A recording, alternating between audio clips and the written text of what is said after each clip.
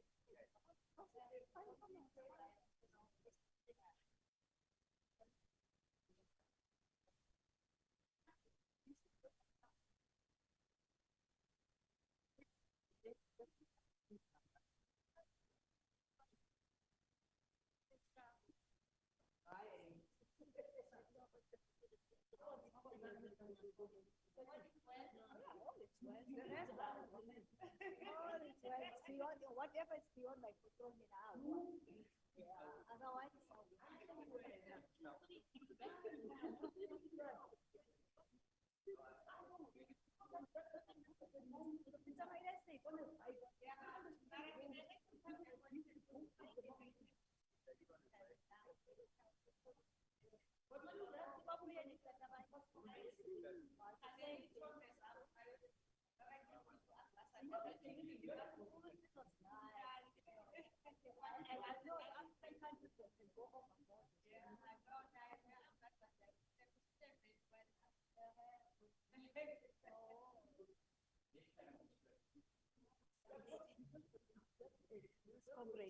before 109.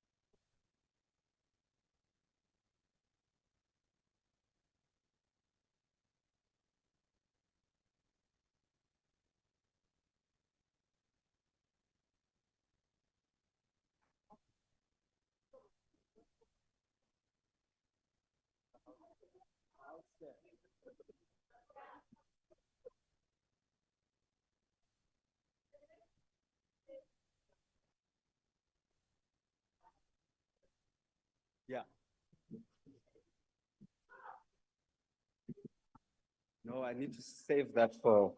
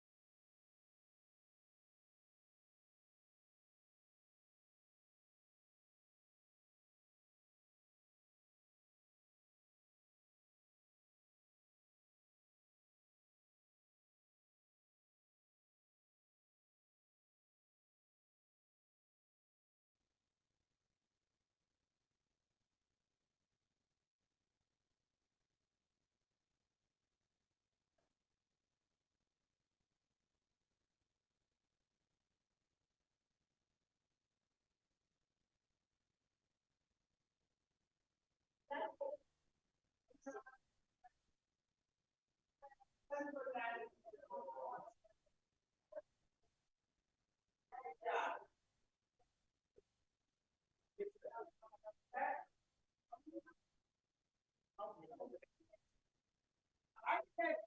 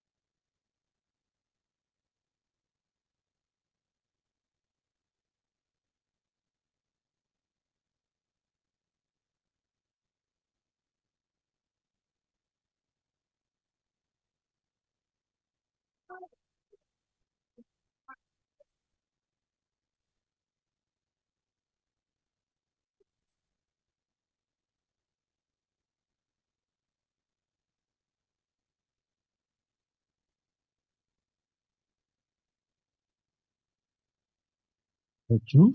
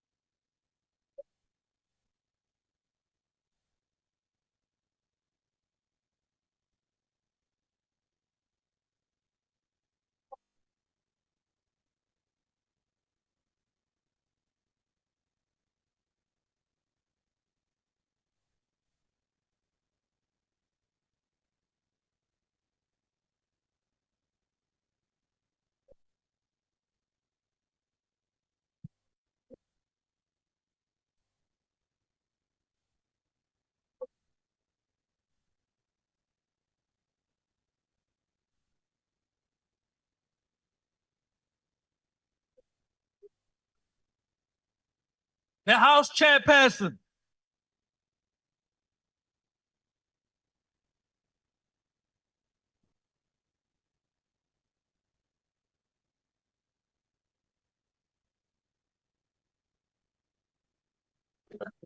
There will now be an opportunity for silent prayer or meditation.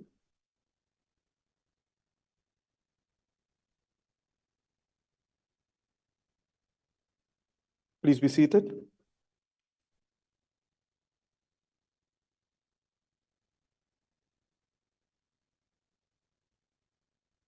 Recording in progress. The Secretary will read the first order of the day. Order, honorable members. Consideration of report of Portfolio Committee on Home Affairs on Electoral Matters Amendment Bill. I now recognize the Honorable Chief Whip of the Majority Party. Thank you very much, House Chair. Honorable members, I hereby move that this report be adopted by the House. Thank you. The motion is that the report be adopted. Are there any objections? Are there any objections? Honorable Chairperson, Honorable Singh, yes, the IFP objects. Thank you. noted. Okay, please note the objection of DA. And the FF plus. Please note. Are there Please any note further the objections? Please note Chairperson. the objection. Chair. Honorable Chairperson, Kwankwa, please you're note. not audible. Can you hear me now, sir? I can hear you now. I was saying, please note the objection of the UDM as well. It's noted. Are there any Please further note the objections? objection of the ACDP as well. House Chair, my Noted. hand was up. Thank you.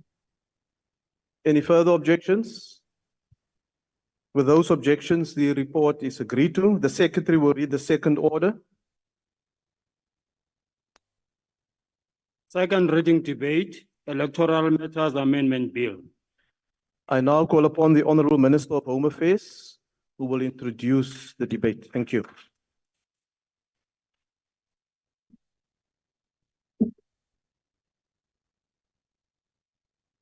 Honorable House Chair, honorable members, the Electoral Act number 73 of 1998 was declared unconstitutional by the Constitutional Court in 2020.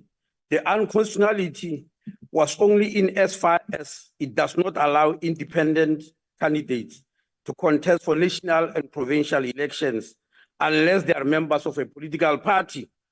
The unconstitutionality was suspended for 24 months to allow Parliament to correct the defect. Parliament did so and passed the Electoral Amendment Act of 2023. This Amendment Act was gazetted on the 17th of April, 2023.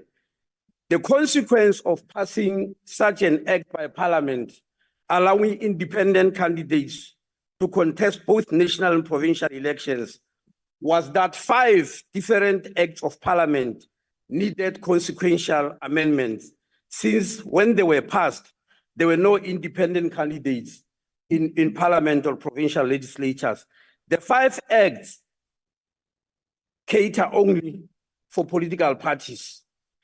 And the agreement between Home Affairs and the Portfolio Committee on Home Affairs is that the consequential amendments of the 5 acts be done as an omnibus in one act rather than amending them one by one.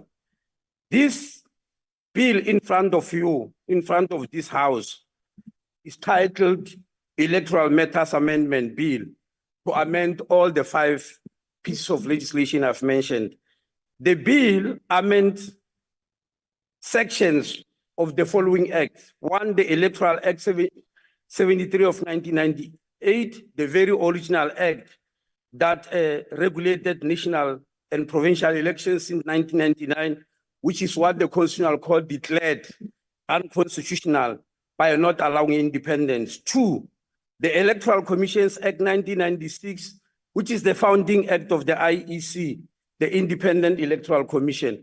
3, the Electoral Communication Act 2005, which regulates communication of political parties with the public broadcaster. 4, the Financial Management of Parliament Provincial Legislatures Act of 2009. And 5, the Political Party Funding Act number 6 of 2018, Most of the amendments are technical in that the word independent candidate or independent representative are inserted in the act alongside the word political party. However, when it comes to Political Party Funding Act number 6 of 2018, more needed to be done to accommodate independent so that they too can be funded for their political activities and for participating in national and provincial elections. The areas of Political Funding Act which needed attention were the following. One, the formula for allocating funds. The original formula that was when the Political Party Funding Act was passed was done at the time when there were no independents. So it's a formula that was done with only political parties in mind. Now that we have got independent, we fully believe the formula cannot be the same.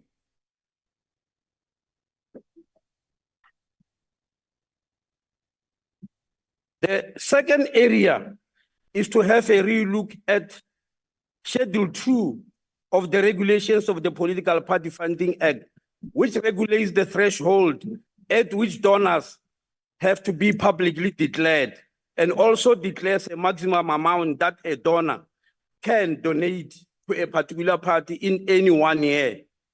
And the other issue I want to mention is to relook at the regulations that empowers the president acting on a resolution of the National Assembly to do regulations. In doing this work, the Department of Home Affairs was guided by the Constitution. Section 236 of the Constitution reads as follows: to enable multi-party democracy, national legislation must provide for funding of political parties participating in national and provincial legislatures on an equitable and proportional basis.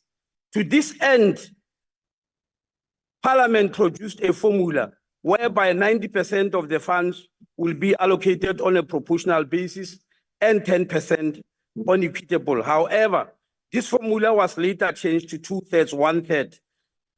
In accommodating independence, a new formula was relooked at, whereby you put money, 0.25% of the total money, on each seat, not on political parties, but whichever political party or independent win that seat will get the money put on that seat. Honorable Minister, your Unfortunately- time is now expired. Thank you. Thank you. The next speaker is the Honorable Chabane.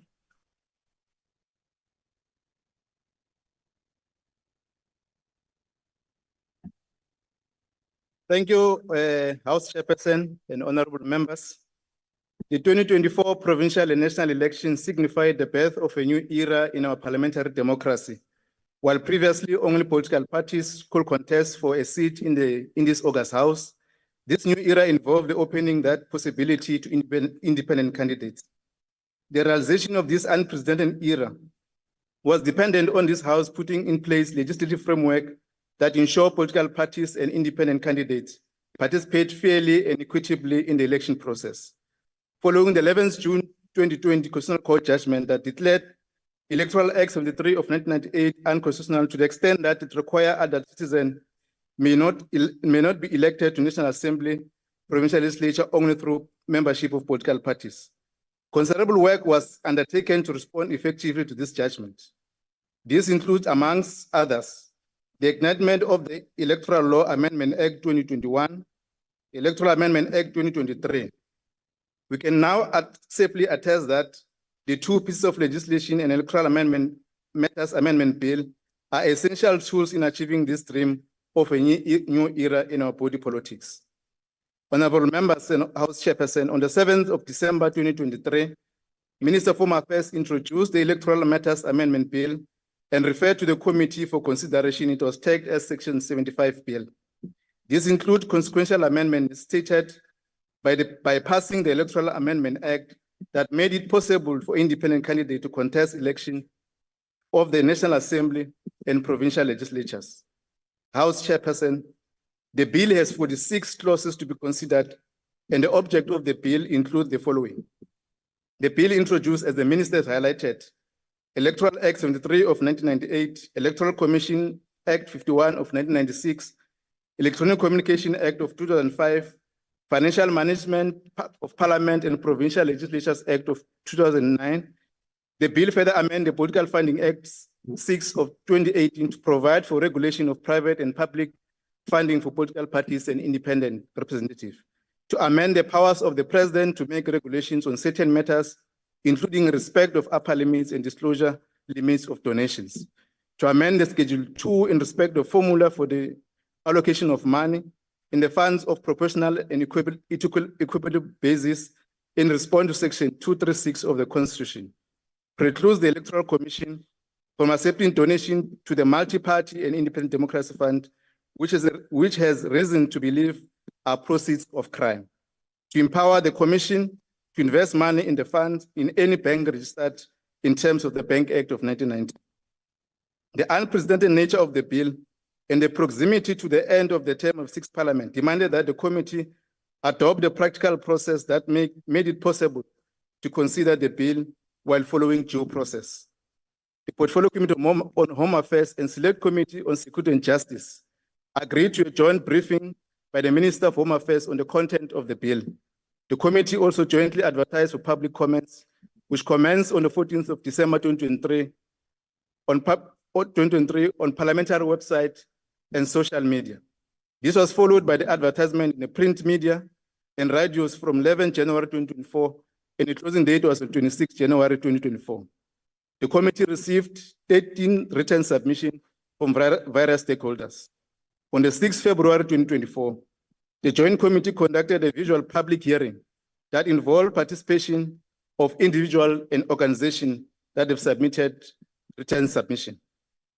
Honorable House Chairperson, as the Minister has highlighted, given the new regime on the participation of independents on the electoral space, the committee examined the current formula for allocation of funds which only accommodated political parties. In this case, Section 236 in the Constitution provides that to enhance multi-party democracy, national legislature must provide for funding of political parties participating in the national and provincial legislature on an equitable and proportional basis. On this score, stakeholders during the public hearing presented various formulas to joint committees for consideration, and others proposed to maintain the current formula. After extensive deliberation and consideration, the committee came to the conclusion that Clause 9 that deals with the party political funding is consequential, and the new formula as proposed in the Electoral Matters Amendment Bill will achieve equitably and proportional allocation of resources for both political parties and independent representatives, and it must be adopted. House Chairperson and honorable members, the bill also built in check and balance that will ensure that when the President makes determination on annual upper limits of donation and of political parties and independent candidates, and the minimum threshold amount for disclosure donation, it does so once the National Assembly has passed a resolution to that effect. This decision reaffirms the National Assembly's oversight role and enhances our democracy. The bill also protects the rights of independent candidates to receive broadcast opportunity for the purpose of elections. This is important to ensure a fair electoral process, and will ensure that independent candidates are also able to canvass and share their message across the electorate. In the main, the committee adopted a list and a B bill which involved 46 clauses, as I've highlighted earlier, to be considered and adopted by this House. House Chairperson, in 2019, reports emerged that certain voters were able to vote more times than they were entitled to facilitated by Section 24 A process. Faced with that experience, Parliament amended Section 24 A in 2021. The amendment provides or provision removes Section 24A application from the level of voting station. Section 24A is now only available by pre-notification to the Chief Electoral Officer of the IEC. In line with the IEC timetable, the notification to the IEC must be given by 17 May 2024, as been presented in the committee. A voter who does not notify by 17 can only vote at the voting station at which they are registered. The current bill is only concerned with section 24A to the extent that it regulates the number of ballots that the voter who votes outside the province would receive. This is necessary and consequential to the introduction of the regional ballot. A voter who votes in a province in which they are registered will receive all 3 ballots. A voter who votes outside a province in which they are registered will only receive a national compensatory ballot and not a regional and a legislature ballot or provincial ballot. House Chairperson, as we presented this report, the IEC remains one of the institutions presided over election process occasioned in the period of 30 years in our democracy, and it has demonstrated good governance in managing corporate affairs and election outcome. Since its establishment, it will be for the first time IEC facilitate elections that involve participation of independent candidates in provincial and national elections. We remain confident, notwithstanding challenges, that IEC is up to the task to deliver free and fair election in 2024. To this end, we welcome the swift decision of the IEC of terminating an employee contract as a demonstration to protect the integrity of the institution. House Chairperson, the Portfolio Committee of Home Affairs will present this report of Electoral Matters Amendment Bill for adoption. Thank you. Thank you, Honourable Member. The next speaker is the Honourable Roos.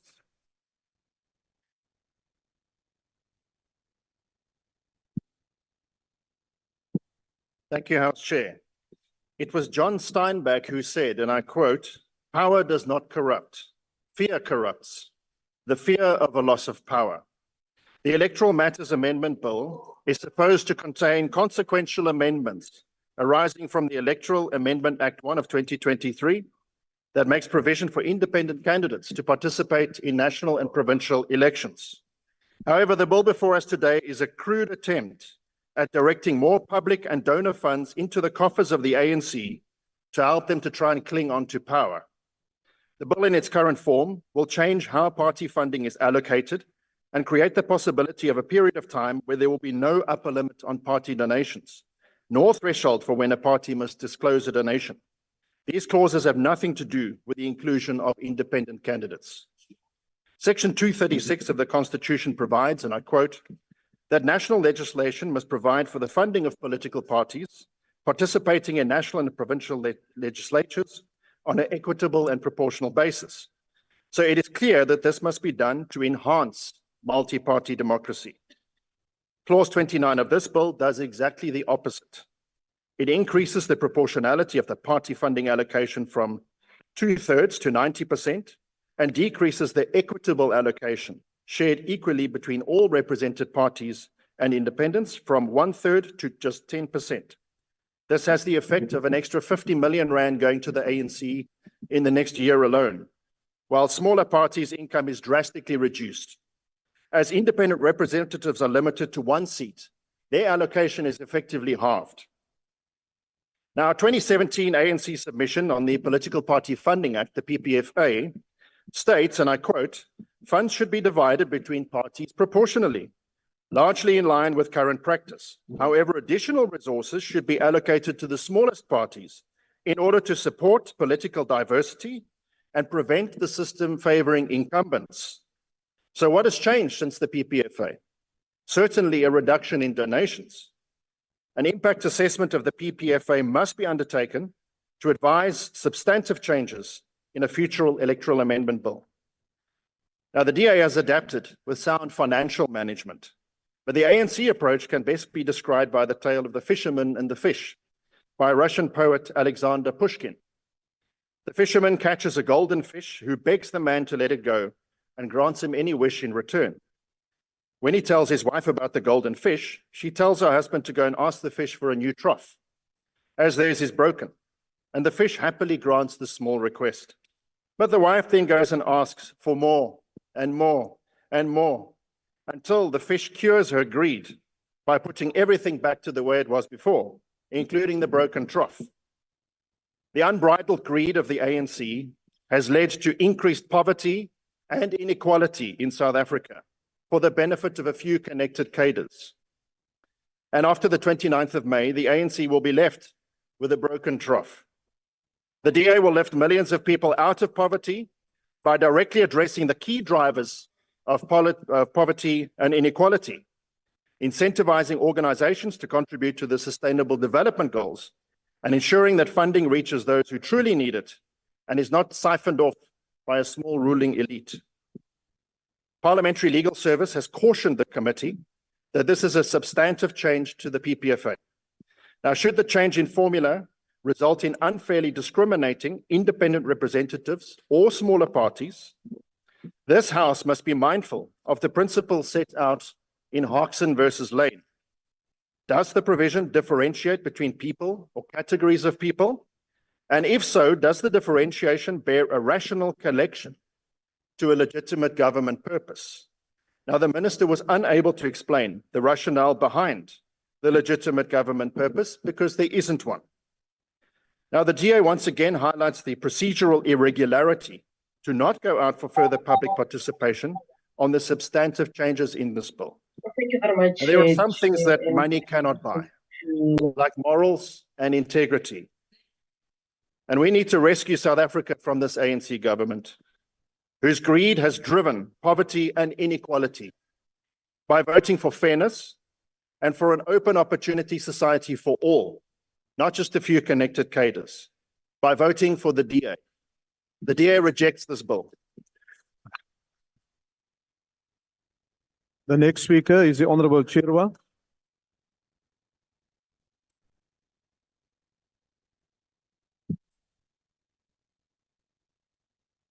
Order, honorable members, order. Thank you, Chairperson. Chairperson, the EFF supports the Electoral Matters Amendment Bill as introduced today in Parliament. The amendments seek to align the Political Funding Act, the Electoral Commission Act, the Electoral Act, and the Communications Act with the new reality of the existence of independent candidates. As the ANC nears its slow, painful death and faces an absolute rejection on the 29th of May 2024 elections by the people of South Africa, one of the consequences of the decline of the ANC is the emergence of numerous political parties and independent candidates. We have noted the role of certain rich families in not just providing funding, but in the creation of new political parties in South Africa. The Oppenheimer family has been at the center of South African politics for centuries. They use their ill-gotten wealth, harvested from the toil of Black men and Black women under the belly of the earth, to ensure that no politician or political party will rise to threaten their economic stranglehold. They secure their economic interests by capturing politicians and political parties who don't have any principles and who just love money. Their biggest achievement so far has been the total capture of Cyril Ramaphosa and the ANC. Contrary to Section 12H of the Political Party Funding Act, we believe that all new political parties and independent candidates must declare their funding even before they are represented in Parliament and in legislatures. Point of order. The IEC should be able to audit their books and check if their funding does not come from illegitimate sources and criminal activities. By only imposing the obligation to report their funding only when they are now represented in Parliament and legislatures will be too late in our view, because they would have utilized the money from criminal proceeds to campaign and get seats in Parliament and legislatures. Honorable member, will you just take your seat, please? I'm informed there is a hand of the honorable member up on the platform. That's not true, Chair. Table staff. No house there. Who is the member? Chairperson. Yes, Honorable Khadebe. There is no hand there. No, Honorable member. No. I did not ask for your assistance. Thank you. I get assistance from here. Ah. Honorable Khadebe. No, thank you, Honorable Chairperson. The member referred to the president by the first name terms. According to Rule 82, she cannot do that. And number two, she said that His name is Bugan. number two, she said the president had been captured. If there's such a thing, she must make a substantive motion, Chair, according to Rule 85. Thank you. Honorable member. Honorable Chirwa, I heard that remark. You must withdraw that remark, please.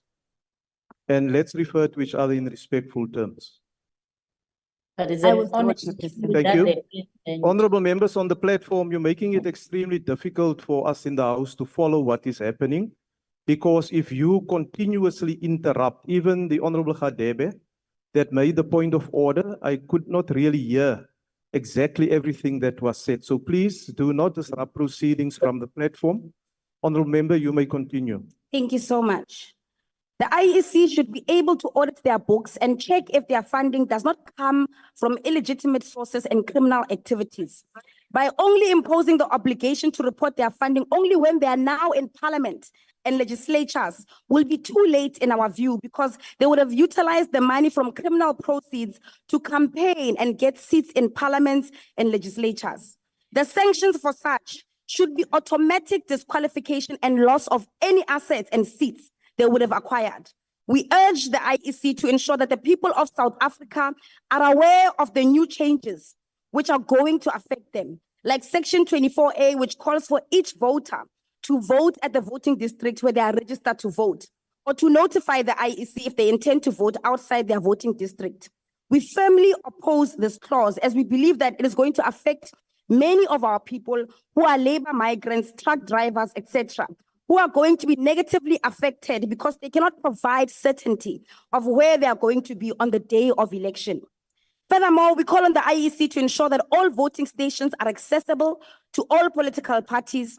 We have encountered instances where private property owners, particularly on farms, want to limit access of certain political parties to their properties. And this should not be acceptable. Any person who offers their property to become a voting station must also provide access to all political parties into their properties. In conclusion, we call on all the people of South Africa to turn out in their numbers on the 29th of May and remove the ANC from power. They must vote for the EFF, vote for our land and jobs now, stop load shedding. Our land and jobs now, stop load shedding. Our land and jobs now, stop load shedding. Thank you. Thank you, honorable member. Order, honorable members. Order. Please save your energy for the campaign. It's still going to be a long 2 months. I don't want to lose you to lose your voices in the process. The next speaker is Honorable Van der Merwe. Thank you very much, Honorable House Chairperson. Honorable House Chairperson, ahead of us on the 29th of May lies an election which for the very first time since the dawn of our democracy will include independent candidates standing for positions for the National Assembly and provincial legislatures. This will be the most crucial election since the dawn of our democracy, for our country stands on the brink of becoming a failed state. Therefore, this election will have far-reaching consequences affecting this generation and the next. Our task as a portfolio committee was simple. We only needed to effect consequential amendments to bring several laws in line with the Electoral Act of 2023. Hence, the Electoral Matters Amendment Bill before us. However, in an act of political expediency, the ruling party took this opportunity to effect massive changes to our political system. Going into this election, knowing that for the first time in 30 years, it is set to lose its grip on power, the ruling party strayed far beyond the scope of what was necessary and expected of us during this process. The bill now changes the funding formula of political parties. The current 2/3 proportional and 1/3 proportional, 1/3 equitable funding model is being replaced by a 90% proportional and 10% equitable model. This takes us back to the funding formula that was in place before the introduction of the Political Party Funding Act. The current funding formula, which will be repealed today if this bill is passed, was the work of an ad hoc committee of Parliament. It was a negotiated settlement between all political parties. It was developed to provide a more even playing field in terms of public funding and to provide smaller or emerging parties with the biggest slice of the public funding pie. In what can only be described as an unconstitutional money grab by the ruling party, they are today nullifying the levelling of the playing fields.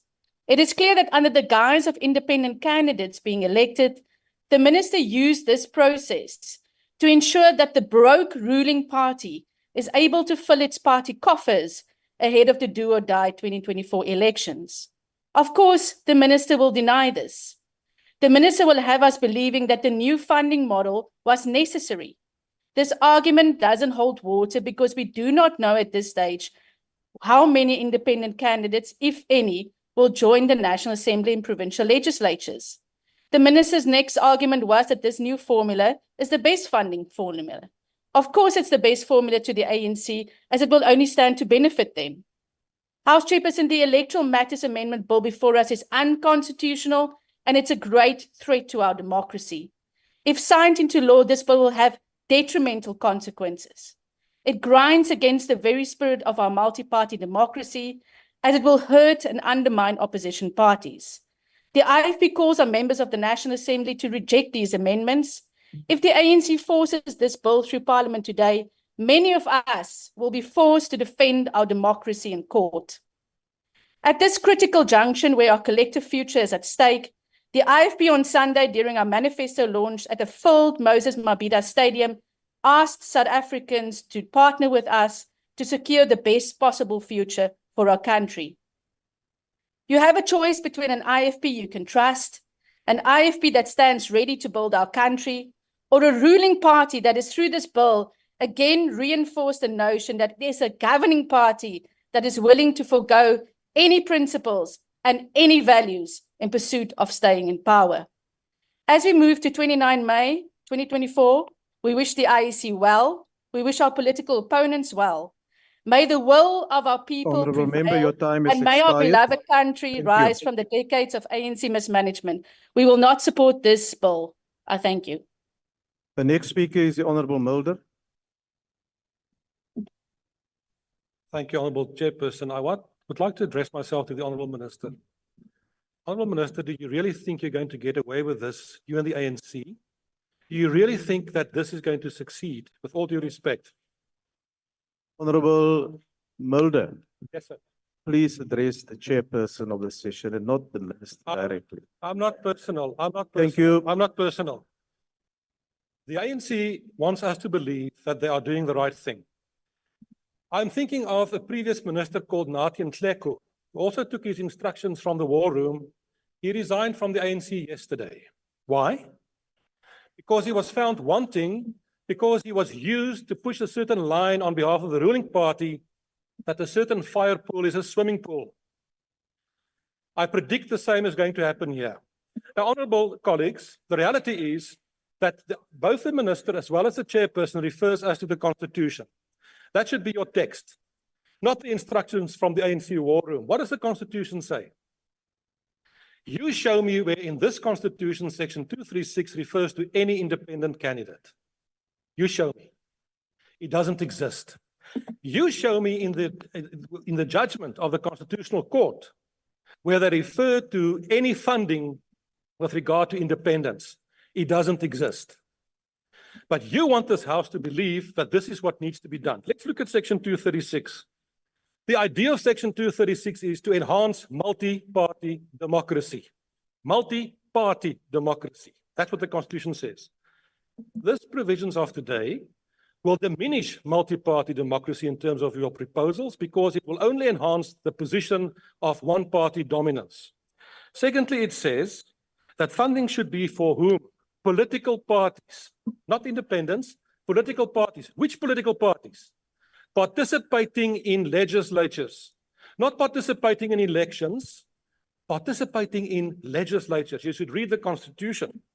It means you first need to get elected, then you're entitled to funding. And then it goes on to say how. On an equitable and proportional basis. Now, we've had that fight in the past. And in the past, the ANC thought it was a good idea when you made a deal with the National Party after the Constitution in 96 to come up with a formula of 10% equitable and 90% proportional. And that served the ANC very well for many years. Luckily, common sense prevailed.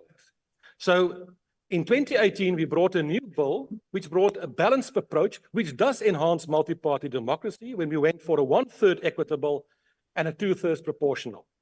Now you are using the guise of independence to go back to the formula that serves the ANC.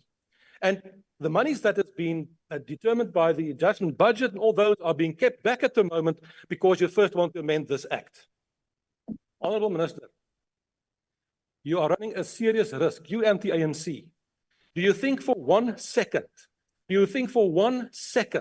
that opposition parties defending democracy, do you think for 1 second that civil society that are very much into the whole concept of transparency are going to sit back and allow you to do what you are doing? We are not going to allow that. We will challenge this in the courts, and the irresponsible thing is you are putting the whole election in jeopardy because it's in the same bill. Now, the Constitution says equitable and proportional. It doesn't say equitable and mainly proportional. It says equitable first and proportional. We reached a compromise in the previous bill on 1/3, 2/3. Now, remember what I'm telling you today. You run the risk that the court may find, when we approach them, to come with a new formula, 50-50. 50-50 between equitable and proportional. And you will be the ones that lose out. Remember, you've been warned today. Today you can pass the bill. We'll see you in court. Honourable Member, your time is now expired. The next speaker is the Honourable Swart.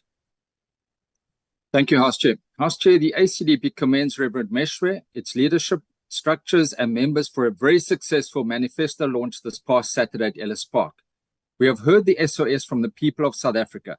It is indeed time for change. It is time for service, for order, for safety. It is time to vote for the ACDP. Chairperson, the ACDP opposes this bill being rushed through Parliament.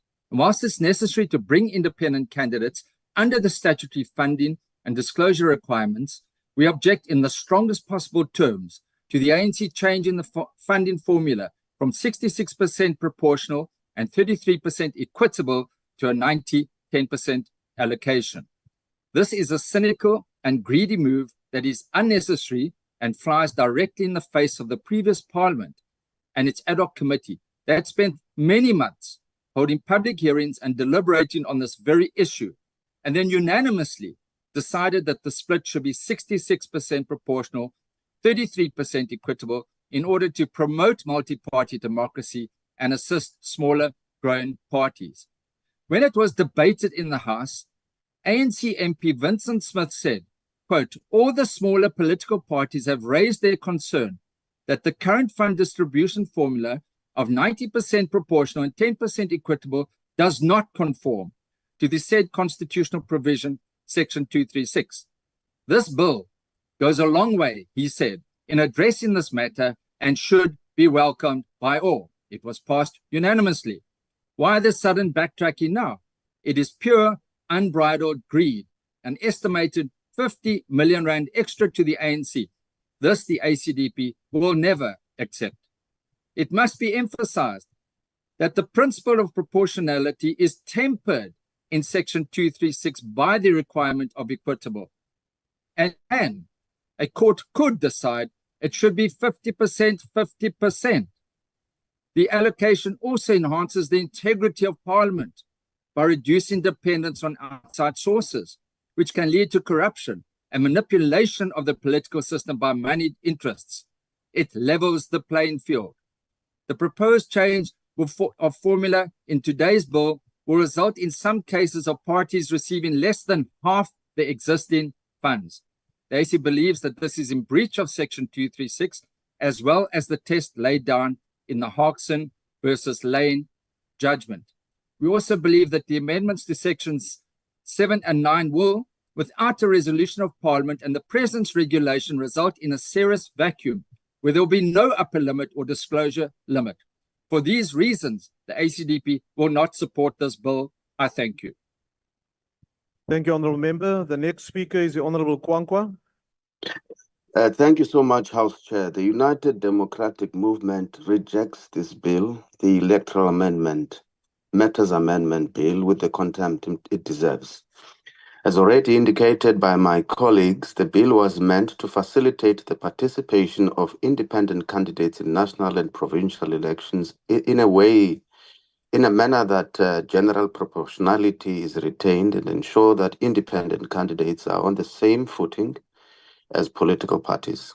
However, the ruling party has placed itself in the center by trying to manipulate this in order for it to do a smash and grab on the resources that are already, in the majority of instances, allocated to parties. Firstly, changing the formula from 2/3 proportional and 1/3 equitable to the 90-10 principle will only benefit larger parties. The current funding was developed in order to provide a more even playing field, which ensured that smaller parties and other emerging parties were able to receive amounts that would be able to enable them to discharge their constitutional mandate. The other issue, which we find to be extremely problematic, is where we want the president to be a player and a referee at the same time.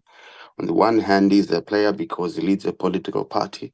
On the other hand, he must have the prerogative to determine crucial limits and thresholds related to party funding. We find this to be very opportunistic, and it has far-reaching consequences for laws that govern party funding in South Africa in general. If adopted, this amendment will lead to more secrecy in political party funding, and it will only establish the parties that are supporting the bill. As we are all aware that as all political parties and independent candidates need to be properly resourced and equipped in order to carry out their constitutional mandate. Therefore, having them deprived of resources will result in the facade of democracy while allowing the largest parties to amass the resources of our country. And we want to make it clear to you, colleagues, that this matter is going to go to court.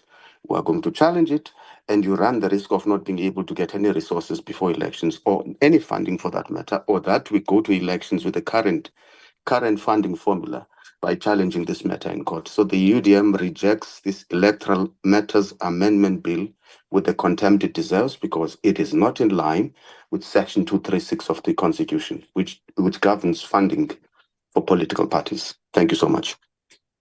Thank you, Honourable Member. The ATM. The Honourable Heron. Thank you, House Chair. House Chair, the Electoral Matters Amendment Bill is a thinly veiled response by the ruling party to the impact new parties are having on changing the shape of South African politics.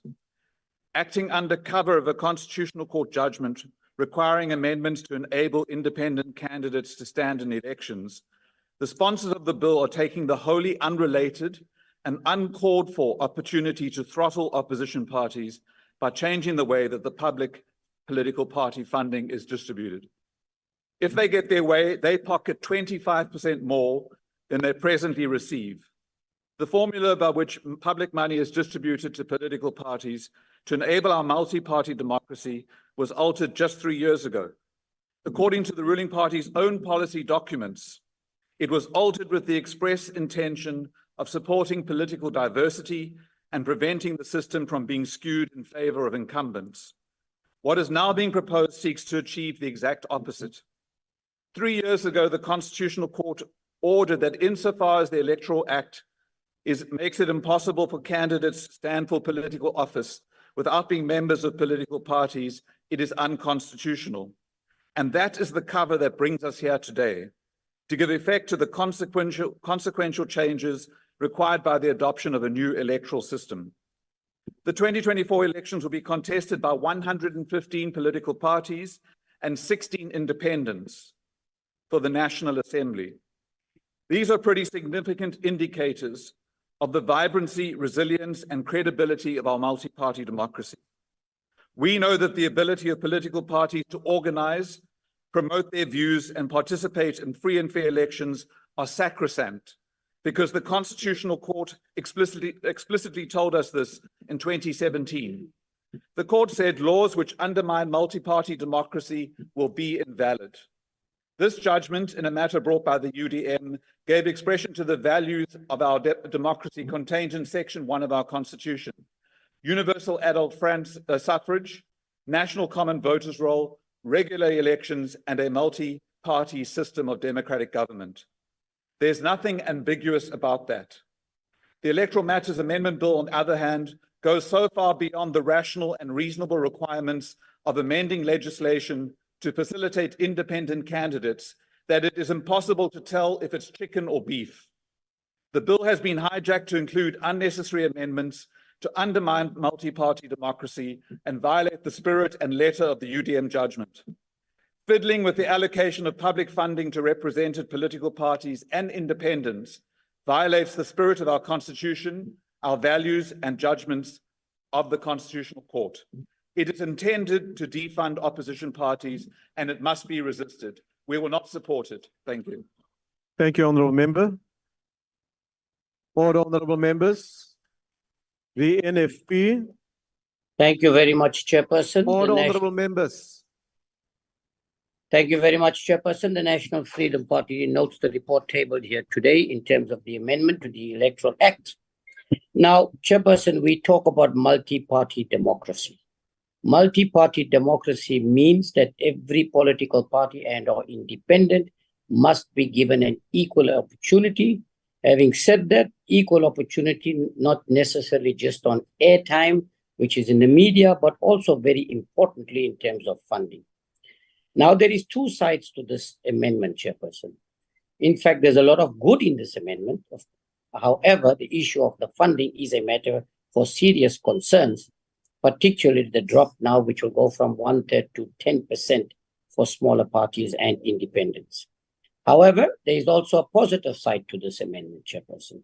And what is those positive side? To provide for the offense of making a donation to a political party, a member of a political party, an independent candidate or representative in the expectation that the party member candidate may receive something in return. And we all know, Chairperson, what is happening currently, the influence from the outside world, particularly where they dealing with regime change all over the world, the amount of funding that has been coming. So there is a positive side also to this bill. And to a very large extent, Chairperson, you know, we're putting in these legislation, great, but where is the compliance? Where is the consequences? Who goes and checks exactly how much a political party is spending in the campaigning compared to, Chairperson, what they actually declare? You'll see these massive rallies that are taking place, and I heard somebody say 76,000 people flooded the stadium, but how much was actually declared in political party funding? Compare that and you'll see, Chairperson, there's a massive gap. So corruption, despite this legislation, is going to continue. If you look at the amount of money that's flowing into the country, particularly from outside sources and political parties with a hidden agenda, are benefiting from these things. That is why I see nobody's venturing particularly into that aspect of this thing. I think, Chairperson, that we need to have a relook, particularly on the allocation of those funding. Otherwise, smaller parties will remain suppressed, and in fact, it will end to their collapse. The National Freedom Party raises its concern as far as those things are concerned, but other measures that you're putting in place, I think, must be welcomed to prevent any levels of corruption, because the elections are won and lost, Chairperson, through the availability of funds and resources. Thank you very much. Thank you, Honourable Member. The next speaker is the Honourable Emlazi.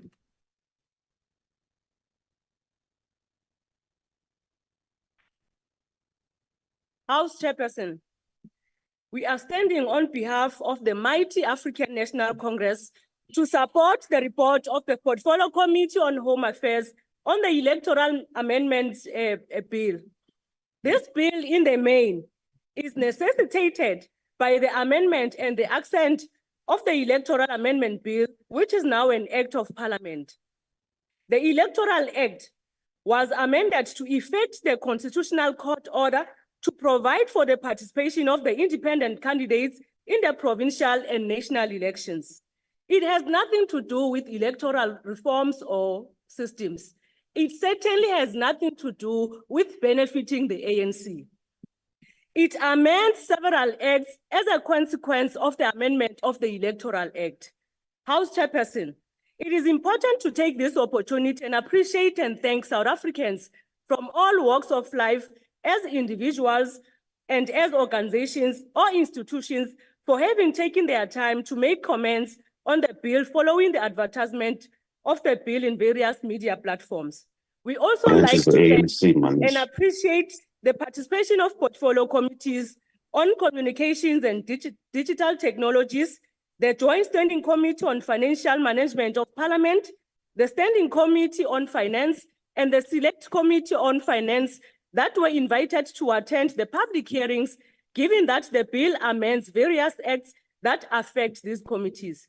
The importance of this bill, amongst other things, is that it provides for the regulations of the private and public funding of independent candidates and independent representatives and matters incidental thereto. The regulation of the funding for political parties and independent candidates, it is important for ensuring the strengthening of our democracy, as well as making sure that there is transparency and accountability on the funds received both by political parties and independent candidates. Contrary to the views that suggest that the bill was rushed, the fact is that time and space were created for anyone or institutions to submit their comments on the bill, and that members of the portfolio committee had an opportunity to participate and make deliberations on the bill. The program of processing this bill was tabled and agreed to by the portfolio committee, and that is what we followed as the committee. Once again, we stand in support of the report of the Portfolio Committee on Home Affairs on the Electoral Amendment Bill. We want to refute the notion that this bill is aimed at assisting the African National Congress to win elections. Amagwala ayatatazela manje. They can smell the defeat. I want to put it to you right now. There are no Americans that are going to come and win you elections here. You want to cast doubt on the integrity of the IEC. The people of South Africa are going to choose the People's Party, the mighty African National Congress. Victory is certain. Come the 29th of May, umbutho wabantu uzawina. I thank you.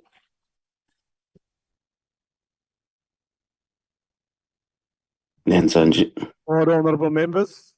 Order. The AIC. Cope. The PAC. Honorable Chair, PAC rejects this bill, and I want to put it on record here. We will also challenge this bill in court. Thank you. Thank you. Al-Jama.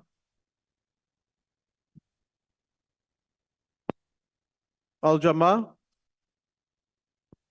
The Honorable Kanyile.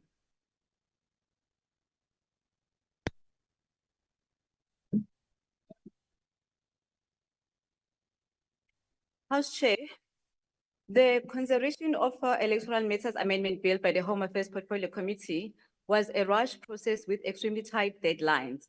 When the bill was first introduced, it was riddled with clauses that were problematic. For example, the removal of Parliament's oversight in electoral matters and the weakening of the prohibition of political party members receiving donations in their personal capacity. In the portfolio, the DA ensured that these clauses were addressed. The DA's efforts saw the reintroduction of Parliament's oversight and an absolute prohibition on political party members receiving donations on behalf of the party. The B bill reflects this effort. House Chair, the DA remains concerned about the regulations which set upper limits on donations and lower limits on disclosure of donations. Section 8(2) of the Political Party Funding Act states that a political party may not accept a donation from a person or entity in excess of the prescribed amount within a financial year. The regulation set the upper limit at 15 million. Section 9(1)(a) of the Political Party Funding Act states that a political party must disclose to the Commission all donations received above the prescribed threshold. The regulation set the prescribed threshold at 100,000. Clause 29G and H of the Electoral Matters Amendment Bill now amends these two sections by removing the set amount. The clause reads that the President must make regulations on upper and lower limits acting on a resolution of Parliament. We therefore have a situation where there will either be a delay in these clauses being brought into effect, or we will see another rushed parliamentary process for the resolution to be passed. We could even have a scenario where the bill is passed in its entirety with no precautions taken, resulting in no limits on donations or requirements on disclosures. When the DA raised this serious issue, the Home Affairs legal representative reported that they had engaged with Parliamentary Legal Services on the matter and that the remedy could be when the Electoral Matters Amendment Bill is passed. Then Parliament needs to pass a resolution the next day to close this gap. The DA's proposal to simply add the existing thresholds to the new clauses was shot down by the ANC. There is no rational reason not to close this gap in the law, which could create a gap for the ANC to sneak in large, unaccounted for donations on the eve of the elections. The DA rejects this bill. The next speaker is the Honorable Pillay.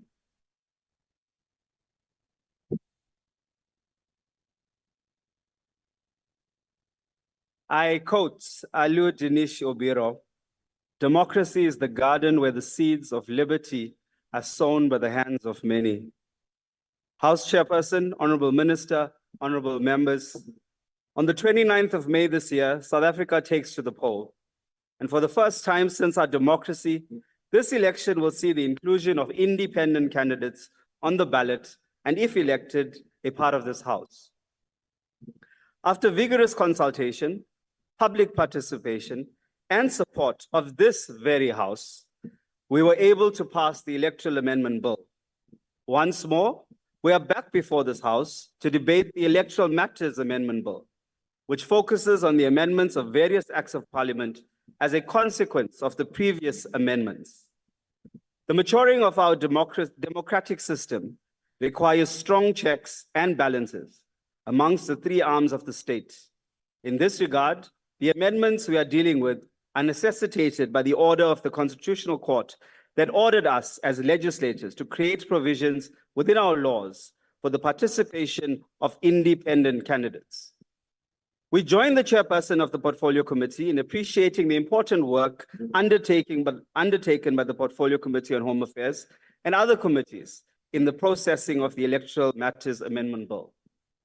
As a committee, we have followed all due processes of Parliament in the processing of this bill that included the invitation to members of the public, the participation of various stakeholders, and the support of legal service. These amendments are in line with the provisions in the Constitution that every adult citizen has the right to stand for public office and, if elected, to hold office. By passing these bills, Parliament is ensuring the strengthening of our electoral system and thus deepening our democratic system. In addition, the Constitution also provides for the Political Party Funding Act that is intended to enhance multi-party democracy. This requires that the national legislation must provide for the funding of political parties participating in national and provincial legislatures on an equitable and proportional basis. This is very important. The test of any form of political funding is about whether such funding is equitable and proportional. Our conviction is that the proposed formula in the amendments passes this test of being equitable and proportional. Please listen to that. Honorable members, a strange occurrence happened over the past few weeks. While a political party in the name of the Democratic Alliance wrote a letter to the Secretary of State of the United States through the US Ambassador to South Africa to make some requests regarding the coming elections in May. We are saying this is strange because it is unprecedented in our electoral system, where a political party will bypass all protocols and invite an executive arm of another state to be an observer in our elections. The letter of the TA opens with the following words: "The Democratic Alliance, as an official opposition, underline opposition, in the South African Parliament, wishes to sharpen our appeal to the international community in helping to ensure the integrity of the upcoming elections." We underline the words, ensure the integrity of the upcoming elections. The DA does not end there. it continues further to request the government of the United States to, amongst other things, provide any available resources that could be directed into an independent parallel vote tabulation process run by independent organizations would be valuable.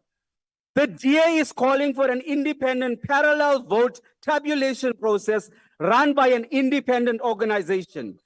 It is important to indicate that what the DA calls the government of the United States to do in our coming elections is unconstitutional.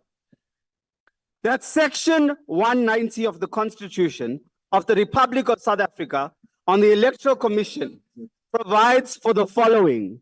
The Electoral Commission must manage elections of national, provincial, and municipal legislative bodies in accordance with national legislation, ensure that those elections are free and fair, and declares the results of those elections within a period that must be prescribed by national legislation that is short as reasonably possible.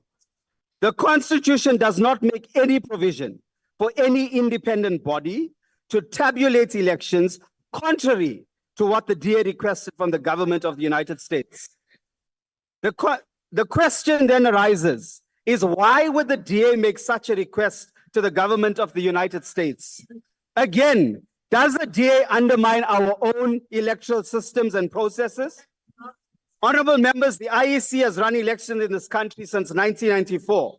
At no point has anyone or any political party challenged the electoral processes and outcomes in this country since 1994. We have established systems and processes to be followed for any political party or anyone who has concerns regarding our electoral system. But then why would the DA think in this strange way? Perhaps we should wonder whether the DA is intending to reject the outcomes of the elections come 29th May. What else can we think of the DA to make a request of an independent parallel vote tabulation? But the DA was hit with a heavy blow. As the USA expressed its confidence in South Africa's electoral system, speaking to News 24, the spokesperson for the US Embassy in Pretoria, David Feldman, said this: the US recognized South Africa's sovereignty. South Africa is a sovereign democracy that runs its own electoral processes. The Independent Electoral Commission has a long-standing and excellent reputation for conducting free and fair elections. So you got your own blow. The DA should explain itself through our established processes on the meaning and intention of the letter to the US Secretary of State. Now let me address some of my honorable members. Honorable Roos, why would you even want the political party funding when your party has openly written to international worlds requesting funding? Is that not enough that you want to come take our funding? Over the years, the DA has always used Cape Town as your success story of governance. How is it that you don't talk about Cape Town anymore? How is it that you don't speak to this very house about how Swane is being ripped apart and falling apart by your own governance? Honorable Roos, I'm disappointed that today you took to the podium and tore a party line, while in the Portfolio Committee you supported the consequential amendments. In principle, in particular, the Political Party Funding Act. Now, Honorable Chirwa, I'm not sure which portfolio you belong to, because I've never seen you in the Home Affairs Portfolio Committee, yet you come here and make all these claims without even understanding what is going on in that. Your time is now expired. Thank you. The ANC supports the bill. All the honorable members, I now call on the Honorable Minister of Home Affairs. Honorable Minister.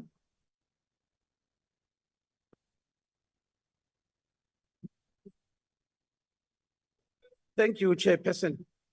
I don't know why ANC is being accused for sneaking in money. We never applied for any money from America and the UK. We never did. And let me make it very clear. We will never agree to be recolonized again. Never. That is not going to happen. We can forget. We can forget. Secondly,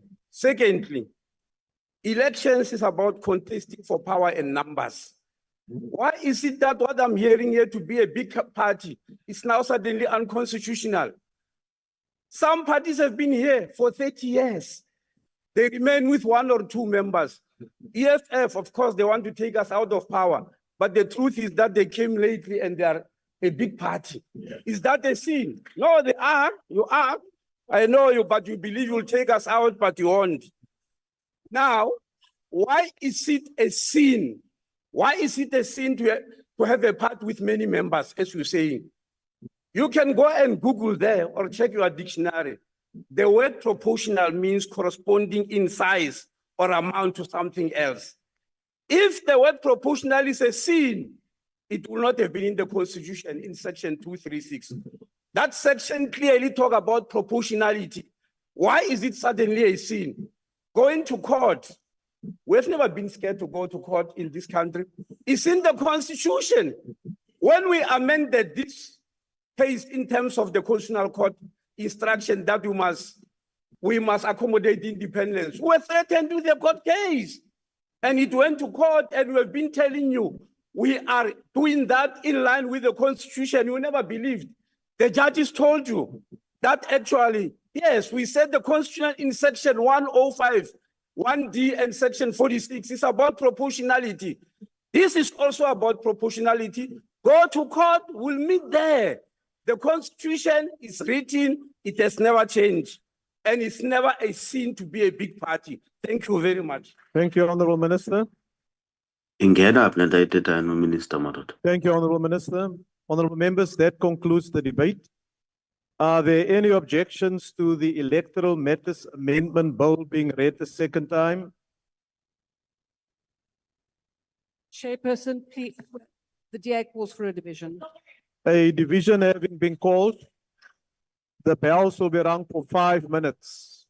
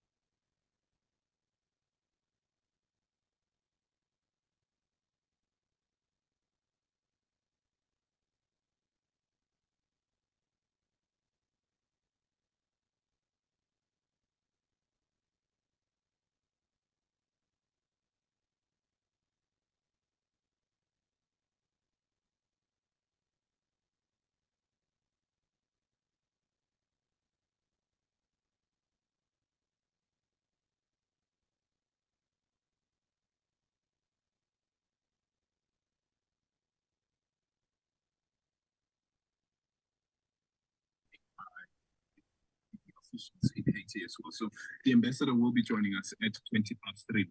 0614-104107. You can also drop me an X at Alderan here. And our studio line is 0.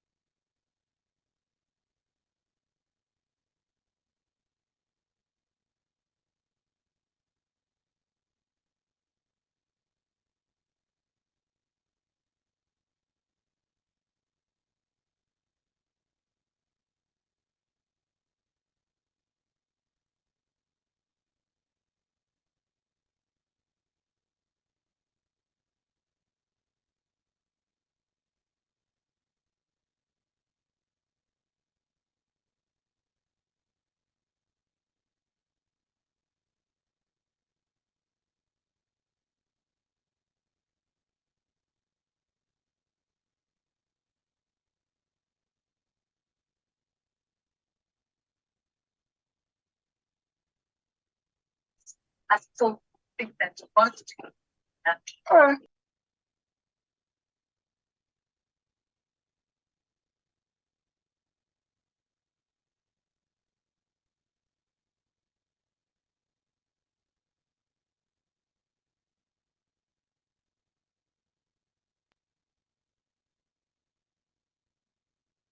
Order, honorable members.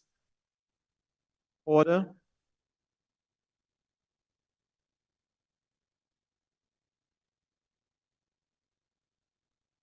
Honorable members, the Speaker has determined that in accordance with the rules, a manual voting procedure will be used for this division.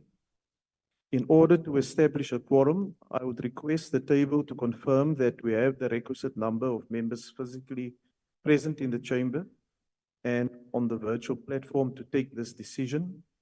Party whips will then be given an opportunity to confirm the number of their members present and indicate if they vote for or against the question. A member who wishes to abstain or vote against the party vote may do so by informing the chairperson. Do we have a quorum? Honorable members, having confirmed that we have the requisite quorum, we will now proceed. The question before the House is that the Electoral Matters Amendment Bill be read a second time. Voting will now commence. The doors to the chamber will be locked and members will not be allowed to enter the virtual platform until voting is concluded. I will now request the party whips to confirm the number of your members present in the chamber and on the virtual platform, and also indicate clearly if they vote for or against the question. The ANC. Thank you very much, House Chair. The ANC chamber here, we are 40. On the virtual platform, we are 162, totaling up to 202. We vote in full support. Thank you. The DA. The Democratic Alliance. House Chair, in the chamber present, 13 members, online 49, total 62 voting against. The EFF. Order, honorable members. Thank you, House Chairperson. In the chamber, we are 13, online 25, voting for in support of the bill. Total 38. Thank you. The IFP. Thank you, Honorable Chairperson. We are 1 in the House, 10 on virtual, 11 voting against. Thank you. The FF Plus. Thank you, House Chairperson. We are 4 members in the chamber, 5 virtually, that is 9 voting against. Honorable members, can you just keep quiet, please? The totals are being tabulated here, and we've heard about the possible core challenge as well. I want the recorders to record exactly the number of votes that are being exercised in favor or against. So when you're making a noise, it's difficult for them to hear what the honorable members are saying. The ACDP. Thank you, House Chair. The ACDP is 2 on virtual, 1 in the House, that is 3 voting against. Thank you. The UDM. 1 on virtual, voting against, Chair. Thank you. The ATM. Good. House Chair, 1 in the House, 1 online, 2 voting against. The NFP. Chairperson, 1 on virtual in support. The AIC. COPE. The PAC. One virtual voting against. That is COPE, 1 virtual voting against. The PAC. 1 virtual and voting against. Thank you. Al Jamaa. Jamaa is not present. Honorable members, is there any member that wishes to abstain or vote differently to their party? It's none. Thank you, honorable members. The voting session is now closed.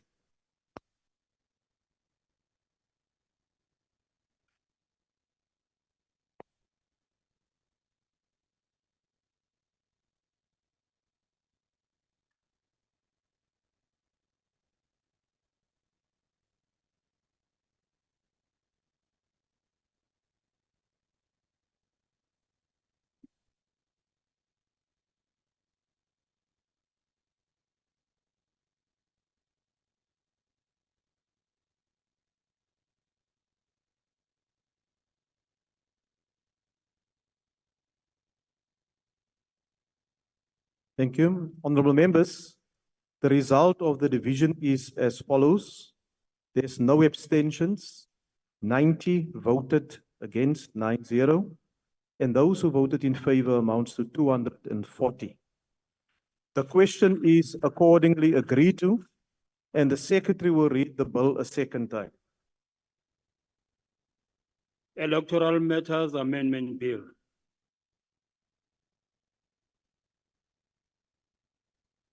The bill will be sent to the National Council of Provinces for concurrence. The secretary will read the third order. Debate on International Women's Day, invest in women, accelerate progress in the context of building a better Africa and the world. I now call upon the Honorable Makata to introduce the debate.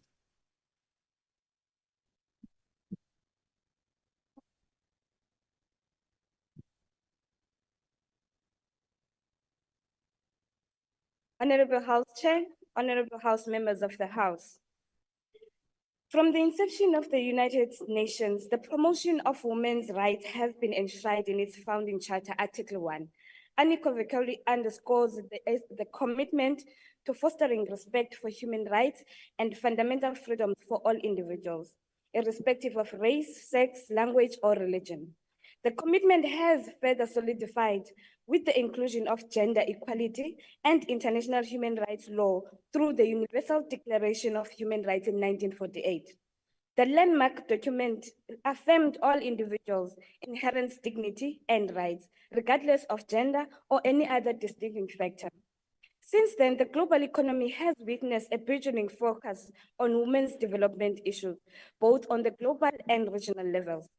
Inspired by the Sustainable Development Goals, particular goal number 5, which aims to achieve gender equality and to empower all women and girls, nations worldwide have intensified their efforts to address the multifaceted challenges that are faced by women. Moreover, the African continent has demonstrated in its unwavering commitment to gender equality through Agenda 2063. Specifically in aspiration number 6, which alludes to Africa's development that should be people-driven. This resounding declaration underscores Africa's determination to uplift and empower its women, recognizing their indispensable role in driving sustainable development and prosperity. The ANC Freedom Charter enshrines the fundamental principle of equal opportunities for women, affirming their right to participate in spheres of society in par with their male counterparts. This pivotal document acknowledges women's inherent worth and capabilities and advocates for their active involvement in the decision-making process and also govern our nation. In South Africa, the ANC Freedom Charter serves as a beacon of hope and progress, guiding our journey towards a more equitable and a just society. By championing women's inclusion and participation, it paves the way for the realization of our collective aspiration and for a brighter and a more prosperous future for all. Thus, as we commemorate International Women's Day and reflect on our strides in advancing gender equality, let us draw aspirations from the principles espoused in the ANC Freedom Charter. Let us reaffirm our commitment to fostering a society where women are recognized and empowered to contribute meaningfully to the fabric of our nation. Together, let us continue to strive towards a future where the rights and dignity of all individuals, regardless of gender, are upheld and protected. Through the influence of the Freedom Charter and our Constitution, which prioritizes creating equal opportunities for both women and men, recent census data has highlighted a remarkable trend in South Africa. It reveals that more women have attained higher education qualifications than men during this specified period of the census.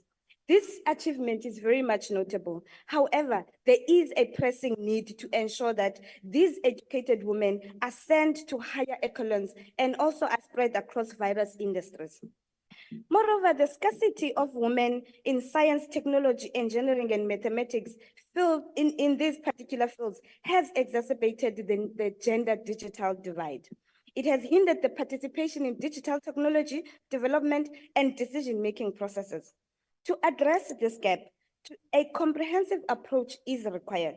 This entails enhancing digital infrastructure in underserved regions to ensure equitable access to women and education initiatives, to promote digital literacy and empower women with the necessary skills. In further raising awareness and challenging societal norms is very much vital in encouraging women engagement with digital technologies. Encouraging girls and women to pursue STEM education and careers can further contribute to bridging the gender gap in the technology. In terms of employment and discrepancies therein, the World Economic Forum Gender Gap Index for 2020 reveals that in South Africa, women hold 38% of senior level positions with business organizations, encompassing managerial and also CEO roles. However, this representation of female CEOs among all enterprises that are listed in the JSE is only just a mere 3.31%. The private sector adherence to the transformative laws like affirmative action and the triple BEE has been slow despite the effort that has been made. The government should prioritize enhancing enforceability, starting with companies doing businesses with the state. Broader regulatory measures are also necessary to ensure women's inclusion in employment and upper echelons. Women's aspect of triple BEE should be recognized and supported, possible through a gender budgeting mechanisms. The public service sector has made progress in increasing women's representation in management to 43%, with efforts, of course, to push it beyond 50%. The Public Service Plan for Women Empowerment and Gender Equality Framework and the Public Service 8 Principal Plan Action for Women's Empowerment and Gender Equality are being implemented to enhance strategies within the public sector to advance women's participation. The National Empowerment Fund administers the Women Empowerment Fund, which supports business owned by Black women with a funding that is ranging from 250,000 to 75 million rands.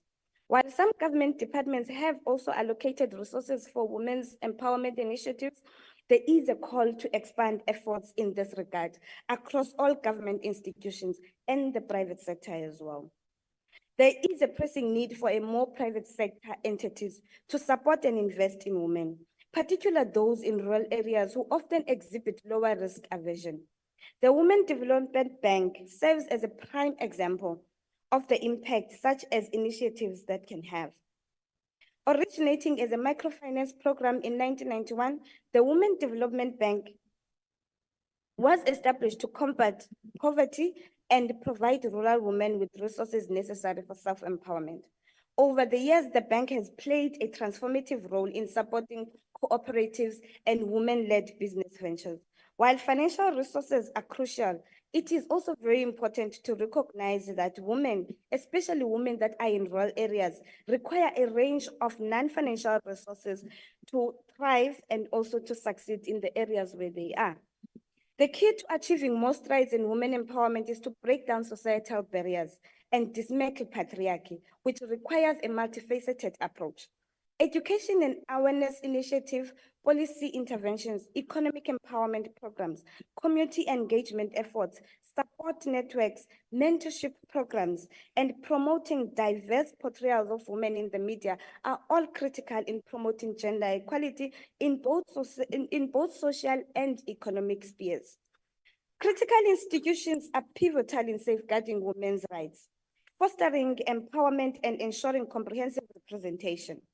The Human Rights Commission plays a fundamental role in protecting the rights of all individuals while also evaluating and monitoring progress. Similarly, the Gender Equality Commission and the BBBE Commission oversee and monitor transformation and women's inclusion in both the private and the public sector. Moreover, the establishment of the Department of Women, Youth, Persons and Disabilities underscores the overarching need for a holistic monitoring, evaluation, and the coordination of women inclusive transformation programs. It is imperative for every South African sector of society to recognize that affirmative action is a constitutional imperative. The ANC-led government recognizes the importance of monitoring, of evaluating and coordinating efforts to ensure the realization of the aspirations outlined in the Freedom Charter, Bill of Rights, and our constitutions, with advocates for equal opportunities for all. Therefore, the ANC emphasizes the need to deliberate support of these institutions, both financially and through other means. As we embark on this crucial debate, let us reflect on all these milestones and recommit ourselves to advancing the cause of women empowerment today and every day. Today, let us strive for a world where equality is not just an inspiration, but it is a reality for all. Thank you very much. Thank you, Honorable Member. The next speaker is the Honorable Bodlani. Thank you, House Chairperson. House Chairperson, as we commemorate International Women's Day, the question before this House is how South Africa and the world can meaningfully invest in women to accelerate our progress.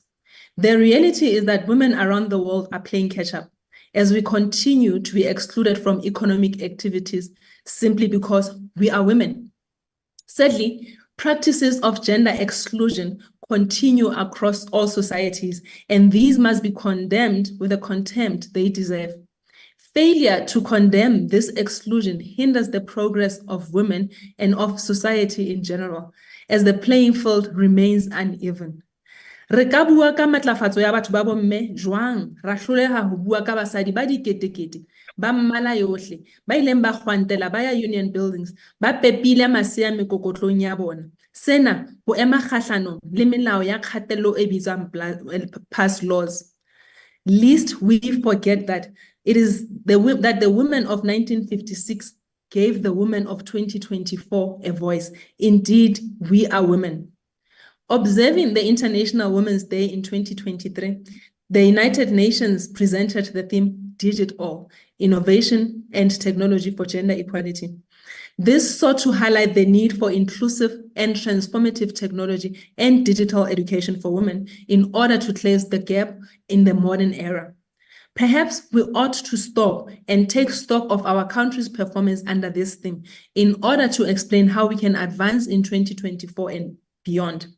Allow me, Chairperson, to do this through an analysis of the performance of the Department of Communications and Digital Technologies in advancing the interests of women. House Chairperson, thriving economies of the world have one thing in common. They use information and digital technology as a springboard to accelerate the progress of women. However, the Department of Communications and Digital Technologies is content with its minimal effort in bridging the digital divide, particularly amongst lower income and rural women. I stand to concur with Melinda Gates, an ICT icon who correctly states, all women everywhere have the same hopes. We want to be self-sufficient, to be able to create better lives for ourselves and our loved ones. The biggest obstacle to the development of women in the digital sphere in South Africa is this government.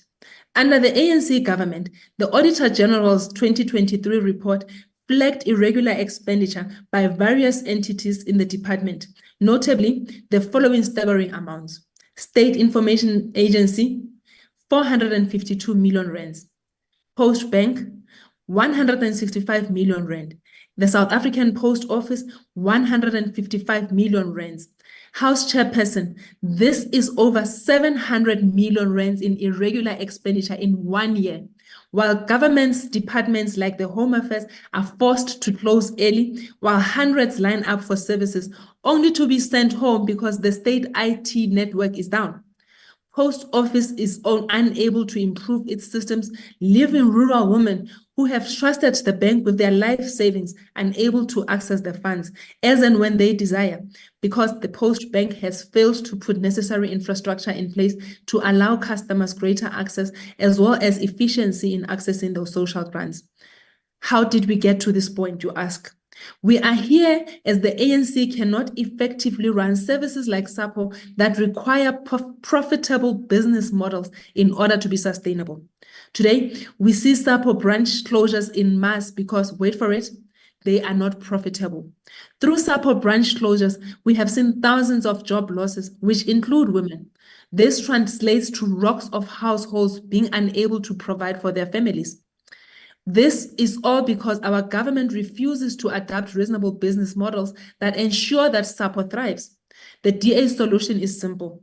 We will repurpose SAPO for the digital age by reconfiguring its business model to provide more services, both commercially and community services, as well as thoroughly establish private-public partnerships with companies that have expert knowledge on ICT market.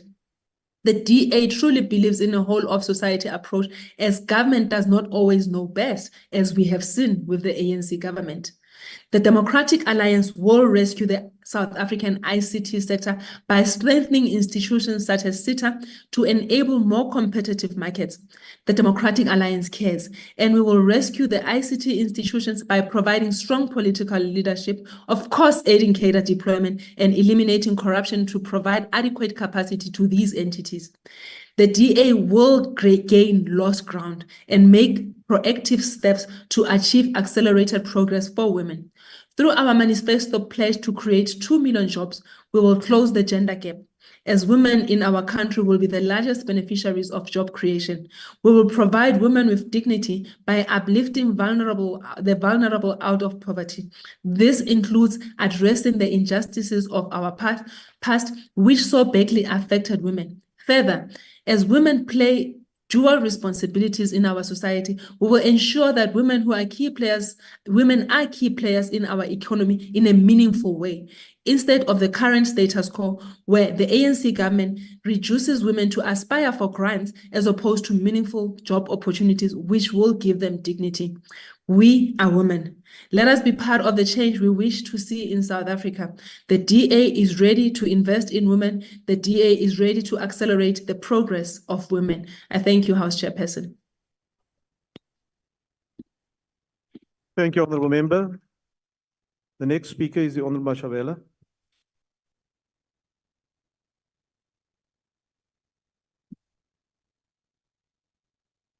House Chairperson, 1.5 billion people live on the African continent. Nearly 50% of Africa's population is women.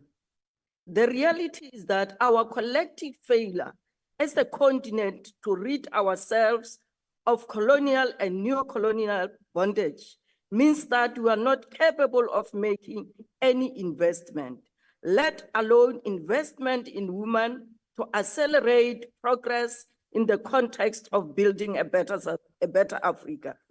The reality is that illiteracy levels are high for women compared to men in Africa and the rest of the world. In sub-Saharan Africa, more than 39% of women from the age of 15 and above are illiterate. The reality is that women in Africa continue to suffer from unimaginable crimes. We have heard stories from some parts of this continent where violence against women is viewed as the only way to solve family conflicts.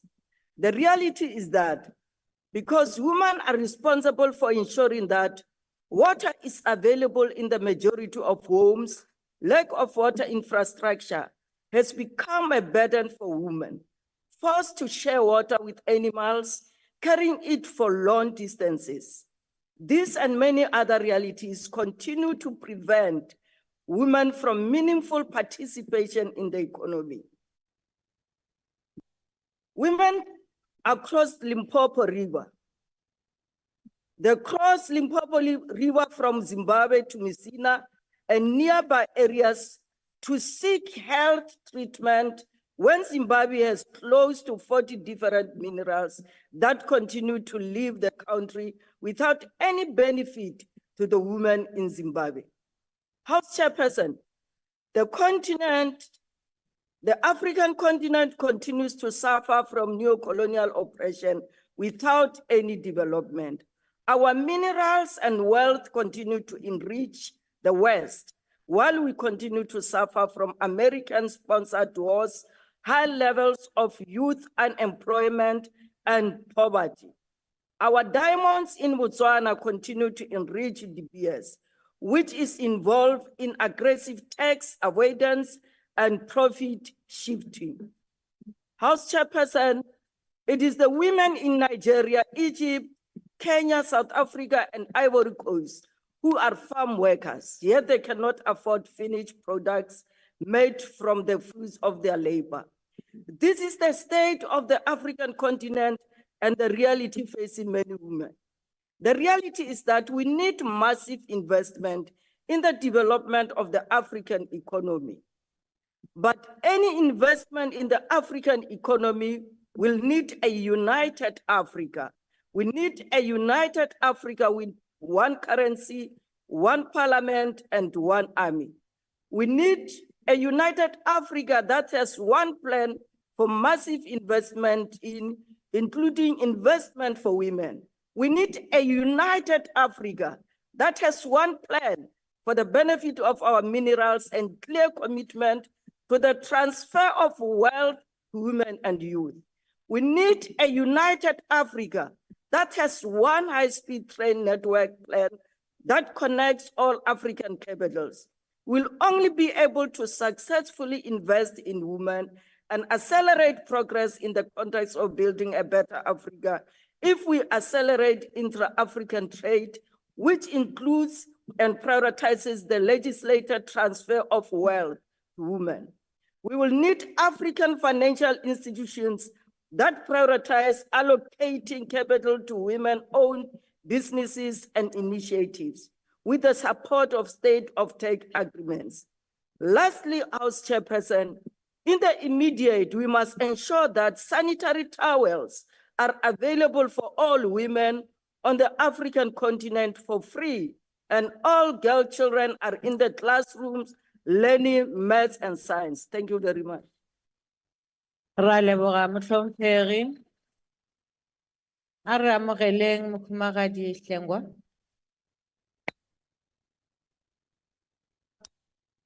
Yes, ma'am.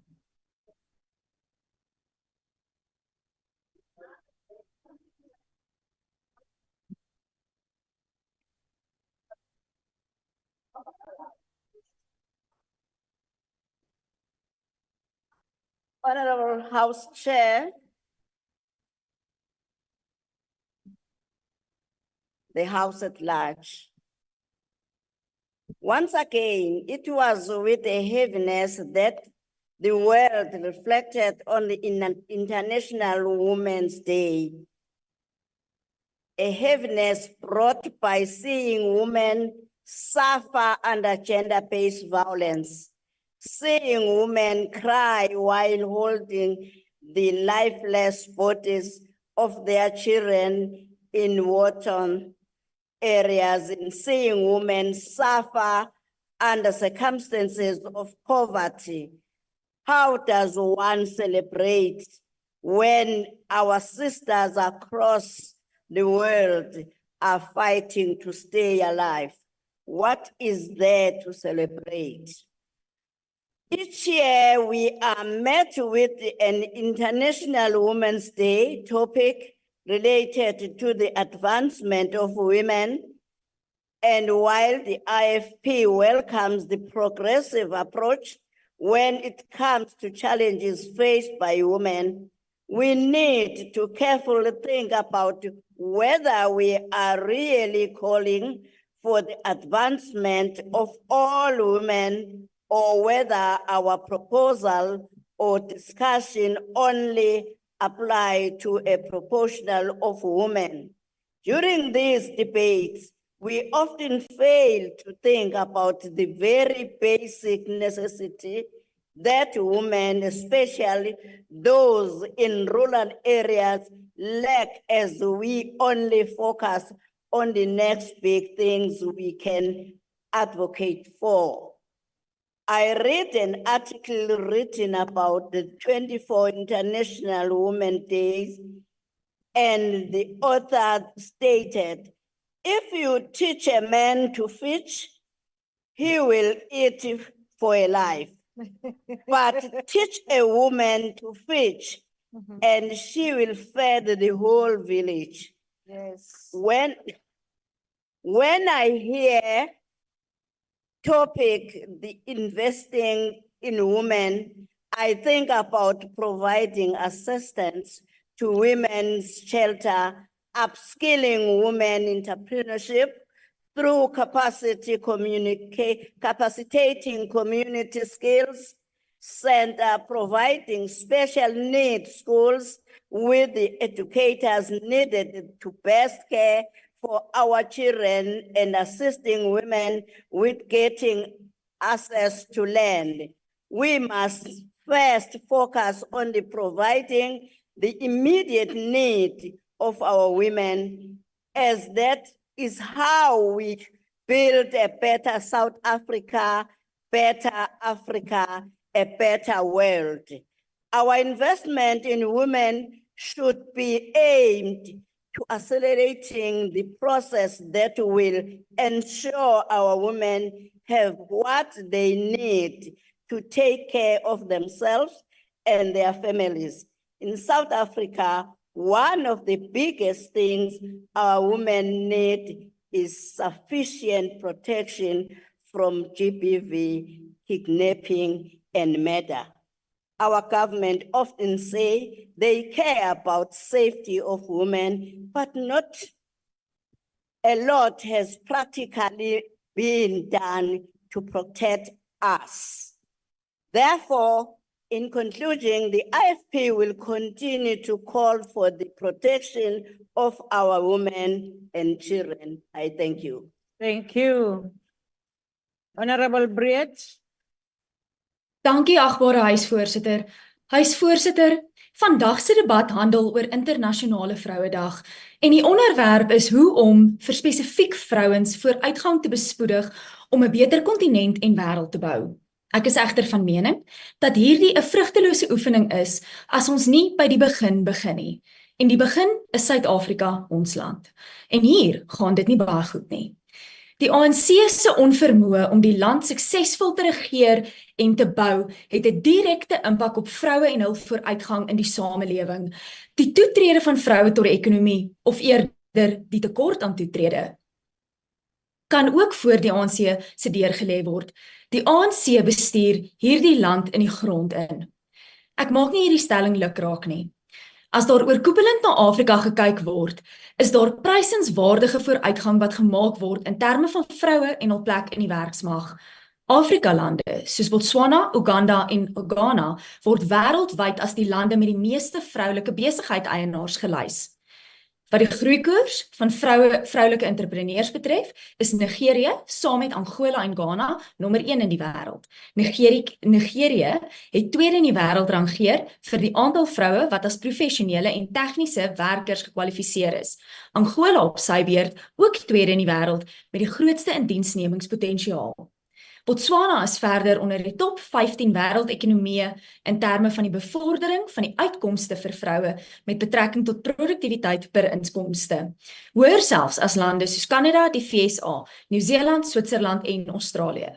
Daarenteenoor weer, lê Suid-Afrika wanneer ons praat oor besighede wat deur vrouens bestuur word, maar 45ste. As 'n voetnota, hierdie ander Afrika-lande wat so hoog rangeer in terme van bemagtiging, het nie geslagskwotas soos wat die ANC in Suid-Afrika ingestel het nie. Hulle het op die taak van die dag gefokus, ware bemagtiging toegepas en pluk nou die vrugte. South Africa is a country that is supposed to compete globally when taking our people and our resources into account.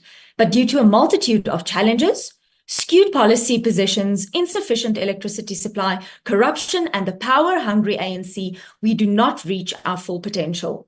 In an article by Betty Dube, Executive Head of Marketing at My Way, a number of challenges were identified. Quite obvious were, of course, that the greatest of these challenges is a lack of access to finance and capital, and that access to credit and business funding is often stymied by the fact that women are less likely to own property they can use as collateral when applying for loans. But then, very notably, it says, in South Africa, excessive red tape and the complex legislation governing business operations are two of the most important setbacks that need to be tackled. Another article highlights issues like rampant illiteracy, a devastating lack of resources, too many young South African women not completing their education due to lack of affordable sanitary care, and of course, the ever-worrisome gender-based violence. All issues that can be addressed by better governance and prioritizing focus areas that matter, like policing, education, and service delivery. Ons kan sê wat ons wil, maar die bevindinge is duidelik. Die ANC stel nie daarin belang om ons land te bou nie. Op 29 Mei het ons elkeen die verantwoordelikheid om te bewys dat ons die land weer wil bou. Ons kan die land en sy ekonomie en sy krag en sy slaggate en sy water en alles wat verkeerd is herstel. Stem vir 'n party wat doen. Stem vir 'n party met werkbare oplossings vir alle Suid-Afrikaners. Stem VF+. Ek dankie. Dankie, agbare lidsoekers.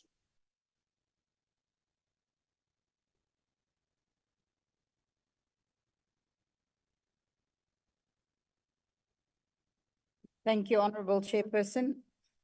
We as women face particular oppression because we have the capacity to be mothers and to bear the next generation. It is neoliberal, godless, atheistic capitalism and a godless, atheistic communism, merely two sides of the same coin that reduce the mother to an economic unit of production and measures her worth only in strict economic terms, and that reduces us from mother to worker. I warn those in this house that follow those ideologies that their hour is over. In Ireland last weekend, a measure backed by all the political elites to write the special protection of family and mothers out of the Irish Constitution was resoundingly defeated. Two of the clauses targeted were, and I quote, that in particular, the state recognizes that by a life within the home, women gives to the state a support without which the common good cannot be achieved. The state shall therefore endeavor to ensure that mothers shall not be obliged by economic necessity to engage in labor to the neglect of their duties in the home, close quote.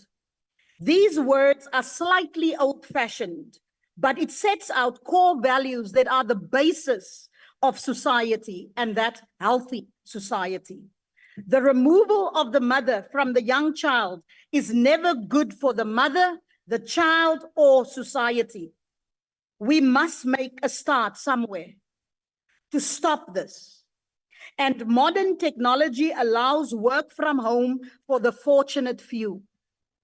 I call on the House to start within our own parties and our parliament to take steps to give an example that in the 7th Parliament can take measures to bring about a social change that will impact the lives of women and the children in the whole of South Africa in order for us here in this House to restore the family. It is, honorable members, for us to leave a legacy behind that will also not only empower women, but that we will assist, support the African family, the South African family to be restored, and for our societies to heal from the wounds that it suffered. I thank you. Thank you. Do we have the ATM? NFP? The Thank you very Honorable much. Bila. Oh. Thank you. Sorry, Chairperson. Thank you very much for that. Trying to multitask. But yes, indeed, Chairperson, let me start off by talking about the role of women in society. But I think it is only fair giving credit to women and the mothers of today and yesteryear. I want to make this comment. You can have everything in the world and no mother, you have nothing. You can have nothing in the world and you have your mother, you have everything in the world. This is the power of women. House Chairperson, in terms of the latest statistics, 42% of all households in South Africa are headed by women. Women, very importantly, are sole breadwinners in most of these homes. Women who suffer, it is estimated that 99% of women that suffer gender-based violence equally suffer economic abuse by their counterparts. Now, let's look at some of the statistics. Let's look at the Western Cape, Chairperson. Women make up 51% of the population, but colored women in the Western Cape make up only 6%, a disgraceful 6%, Chairperson, of top management positions in the Western Cape. Where is the equity what we are talking about? It doesn't exist. And I think it is time that we need to reflect on our former leaders, the leaders of 1956, Lillian Ngoyi, Albertina Sisulu, my former leaders, Zanele Magwaza Msibi, Winnie Madikizela Mandela, Fatima Mir. Is it not time to reflect on their contribution and change the direction in which we are moving? I'll tell you one of the problems, Chairperson. African women in particular, and Africans at large, are still suffering the effects of colonization, of the so-called white supremacy. Despite our women making remarkable progress all over the world, holding senior positions, the stigma is still attached to our African women in the African continent. Is it not time for our women to rise and take their rightful place in society? I think it is time. And unless our women, and I want to say this again, Chairperson, it's not going to come from the men and anybody else.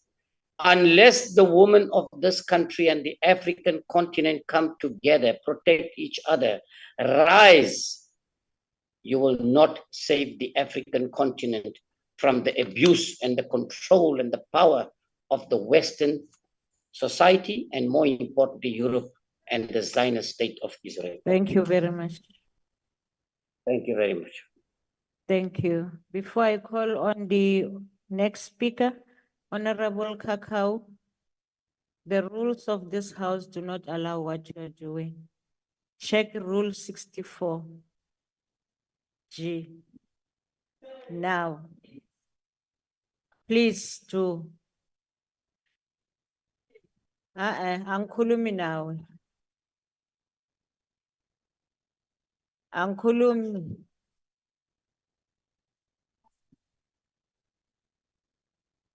As we proceed, I will now invite the Honorable Bilankulu to take the podium.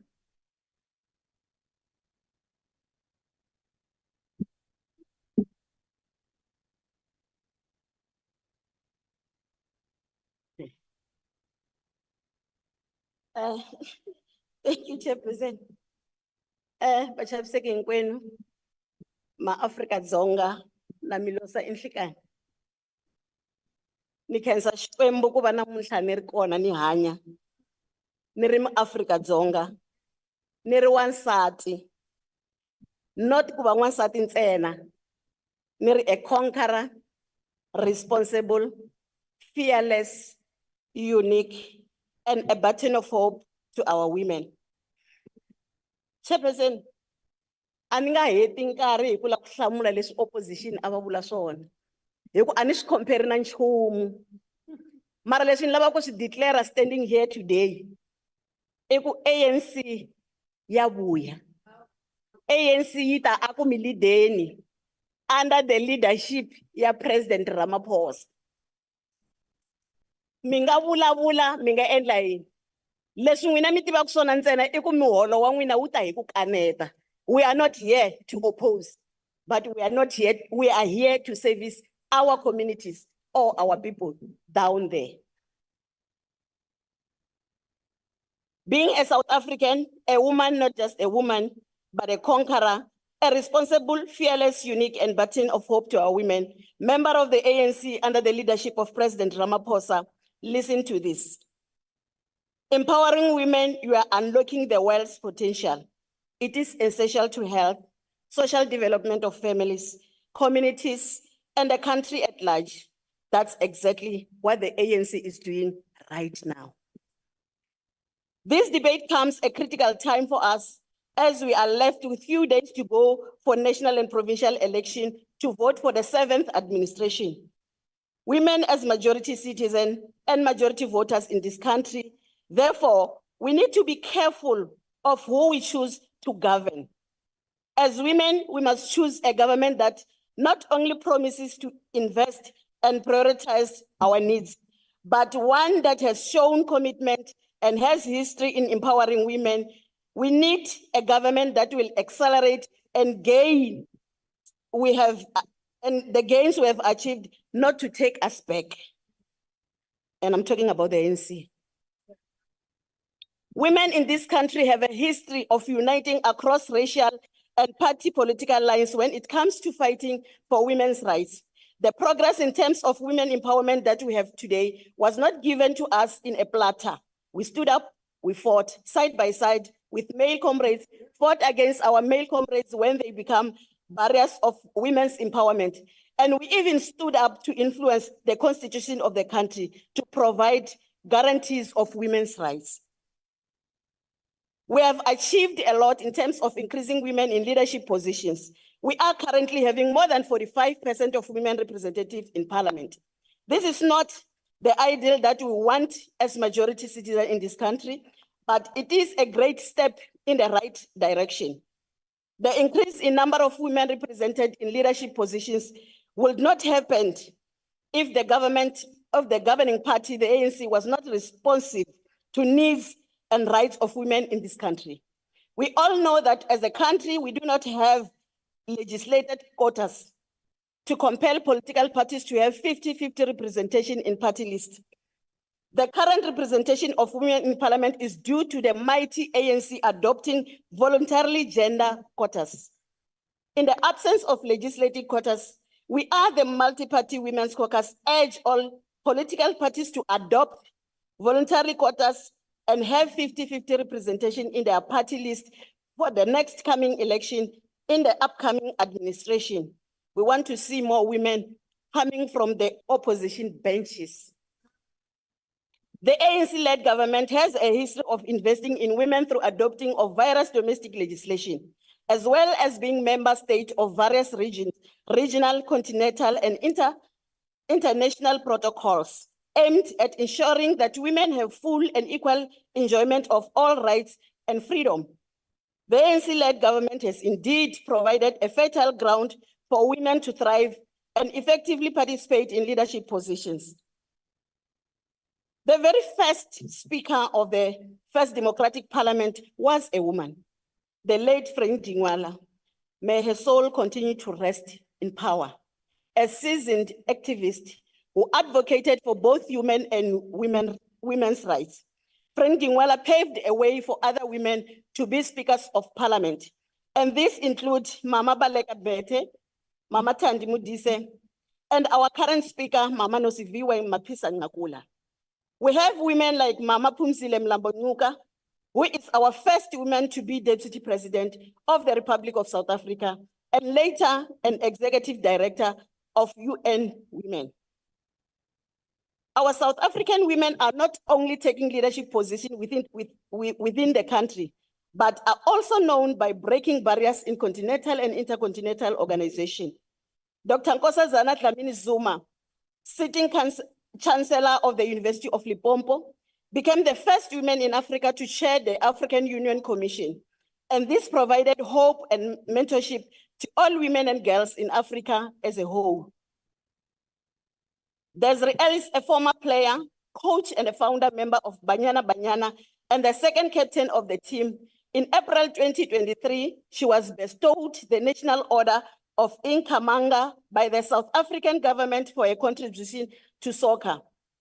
Riali Dwaba, the founder of Real Stars, the first female Black vice president of the South African Football Association, CEO of Gree Product SA, the only Black woman importer of heating, ventilation, and air conditioners in South Africa. This is the works of the ANC. Tsakan Maluleke, who is the first woman to be appointed Auditor General in South Africa.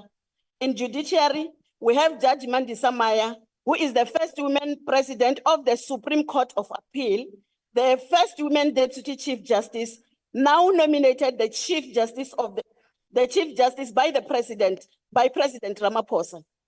We have chancellors and vice chancellors of tertiary institutions.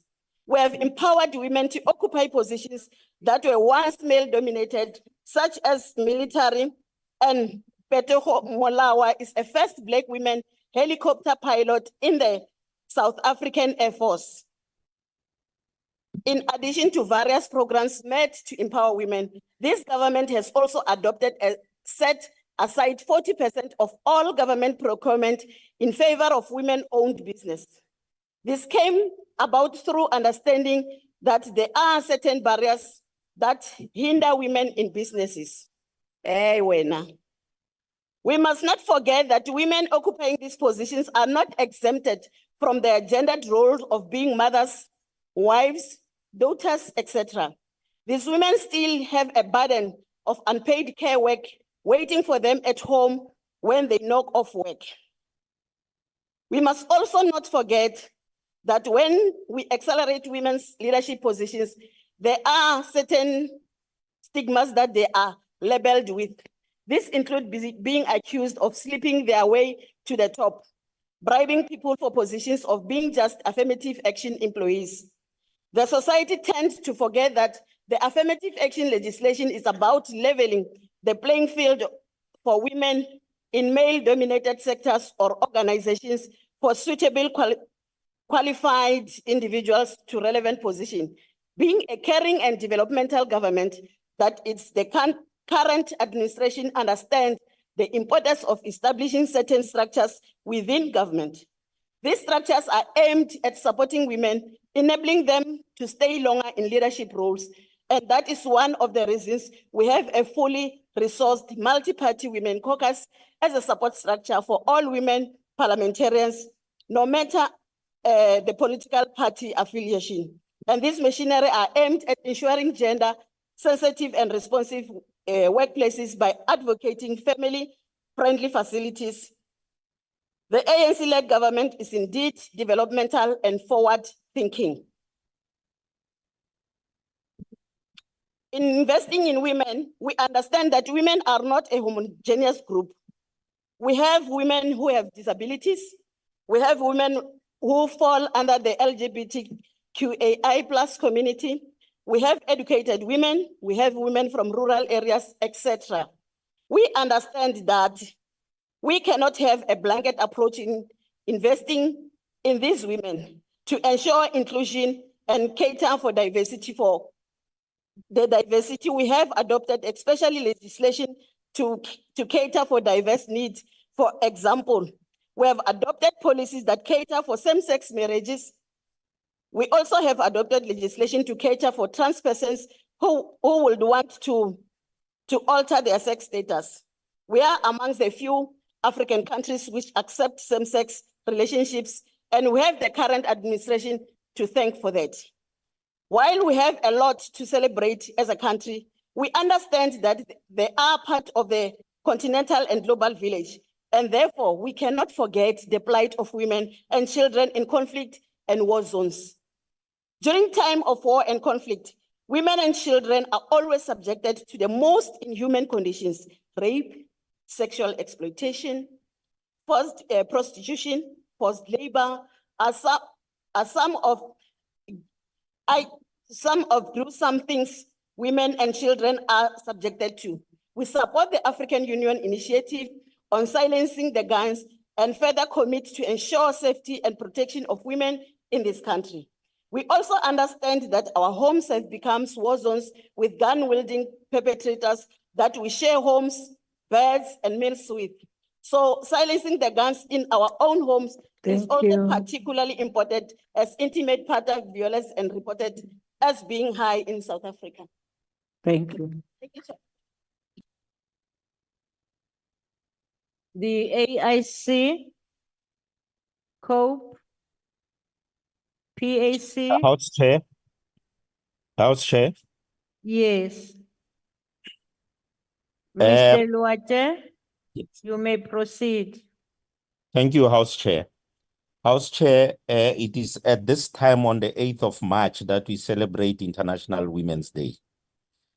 In the times that we live today, women are doing more than what we always think. They are doing more than keeping house and raising families. We remember the Women's March of 1956. It was on August the 9th, 1956, that 20,000 women of all races marched through the streets of Pretoria, protesting against apartheid. Their powerful demonstration outside the Union building shook the nation. Their iconic slogan was, "You strike a woman, you strike a rock." That became a symbol of women's resilience and activism against oppression. We think of our own Thuli Madonsela, who single-handedly tackled corruption in our politics, the bane of our society. Women of our country have been instrumental in changing our society for the better. In the early years of our democracy, powerful women legislatures ensured that we passed essential laws, including the Choice on Termination of Pregnancy Act in 1996, legalizing abortion in the first 12 weeks of pregnancy. They helped pass the Domestic Violence Act in 1998, aimed at protecting women and holding abusers accountable.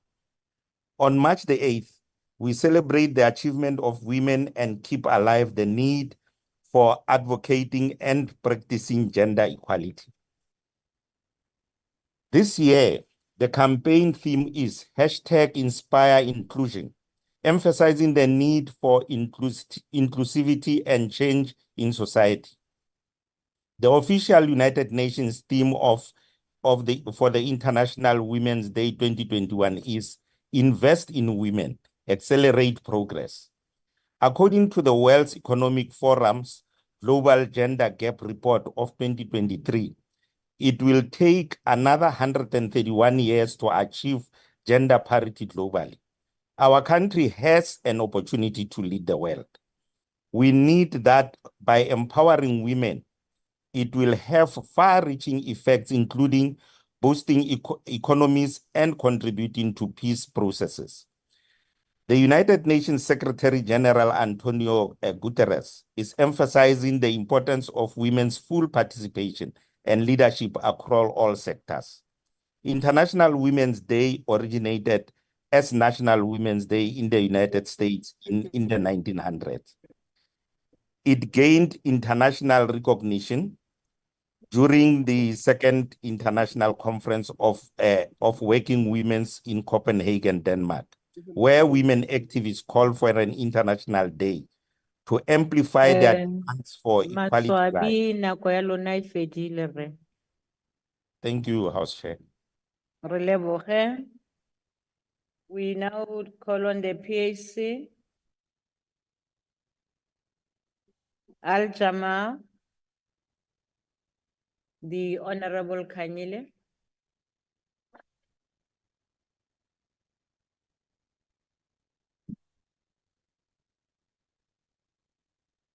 House Chair, honorable members, on this International Women's Day debate, I stand before you to talk about the need to invest in women, to accelerate progress in the context of building a better Africa and the world. Investing in women is not just a moral imperative, it is also an economic one.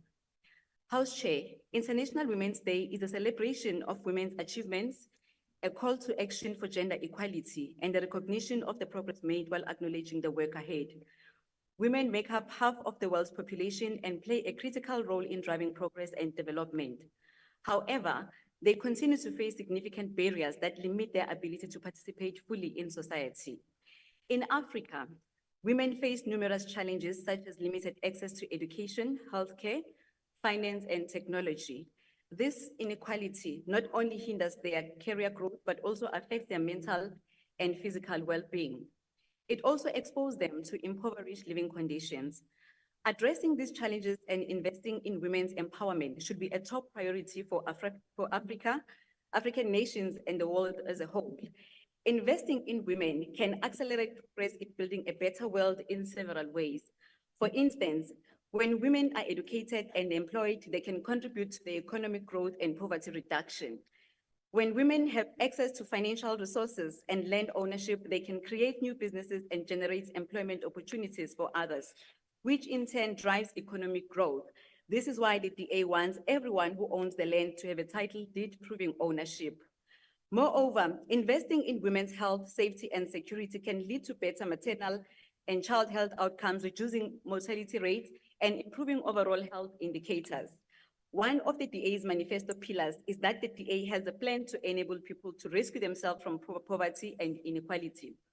A DA government will strive for economic justice by implementing policies to lift 6 million people out of extreme poverty into dignity. Women are included in this plan. A core proposal of the DA to uplift South Africans is to replace the policy of BBBEE because it has only enriched tiny, connected elites. To achieve better maternal child health outcomes, the DA plans to extend the child grant to cover pregnant mothers to child nutrition goals. Women and their unborn children are at heightened vulnerability during pregnancy, effectively targeting vulnerable groups for protection during food price shocks. Chairperson, recent reports indicate that unemployment numbers for women remain higher than the national average, with 35.7% of South African women in the labor force currently without work and actively looking for work. When the DA gets into government after the 29th of May 2024, we are going to create 2 million new jobs. We have a tangible plan and we have demonstrated this in the Western Cape. According to the data, employment across South Africa increased by 169,000. Jobs were created between October and December 2022. Women are included in this figure. For the DA-run Western Cape, the increase was 167,000 jobs, or about 98.8% of the national total. House Chair, I want to reiterate that in the period mentioned above, a total of 169,000 jobs were created nationally. This means all provinces governed by the ANC failed to create jobs and only contributed a mere 2,000 job opportunities. The DA has a plan to safeguard the unemployment by converting SRD grant into job-seeking grants. The DA will make it a priority to eradicate hunger and malnutrition by expanding the basket of essential food items exempt from VAT. The goal is to provide relief to poor and low-income families by reducing the taxes they must pay on essential food items. Promoting food gardens. Growing up, my mother used to have a small garden in our yard. She planted various vegetables, and this was a great benefit to us as we're able to access nutritious meals at no cost. This initiative will empower communities to independently enhance food security, well-being, and sources of income. It must also be recognized that much work remains to be done to fully achieve gender equality and address the persistent challenges faced by women, which include the impacts of gender-based violence. The fight against the scourge of gender-based violence will be a priority of a DA government. The DA will combat GBV by training staff of police stations for GBV-specific services so that victims receive justice while their dignity is maintained, ensuring that healthcare facilities and staff are equipped and trained to use necessary screening tools to identify GBV cases, report them to SAPS, and support victims, ensuring that survivors of GBV can easily access the help they need. This includes the provision of healthcare, legal services, safe houses, and dignity kits. In conclusion, investing in women is a crucial component of building a better Africa and world. It is essential to recognize that women's empowerment is not just a moral goal, but also an economic one. If we provide equal opportunities to women and invest in their education, health, and economic empowerment, we can accelerate progress and build a brighter, more prosperous, and more equal future for all. I thank you. Thank you. May I now recognize the Honorable the Deputy Minister in the Presidency for Women, Youth, and Persons with Disabilities.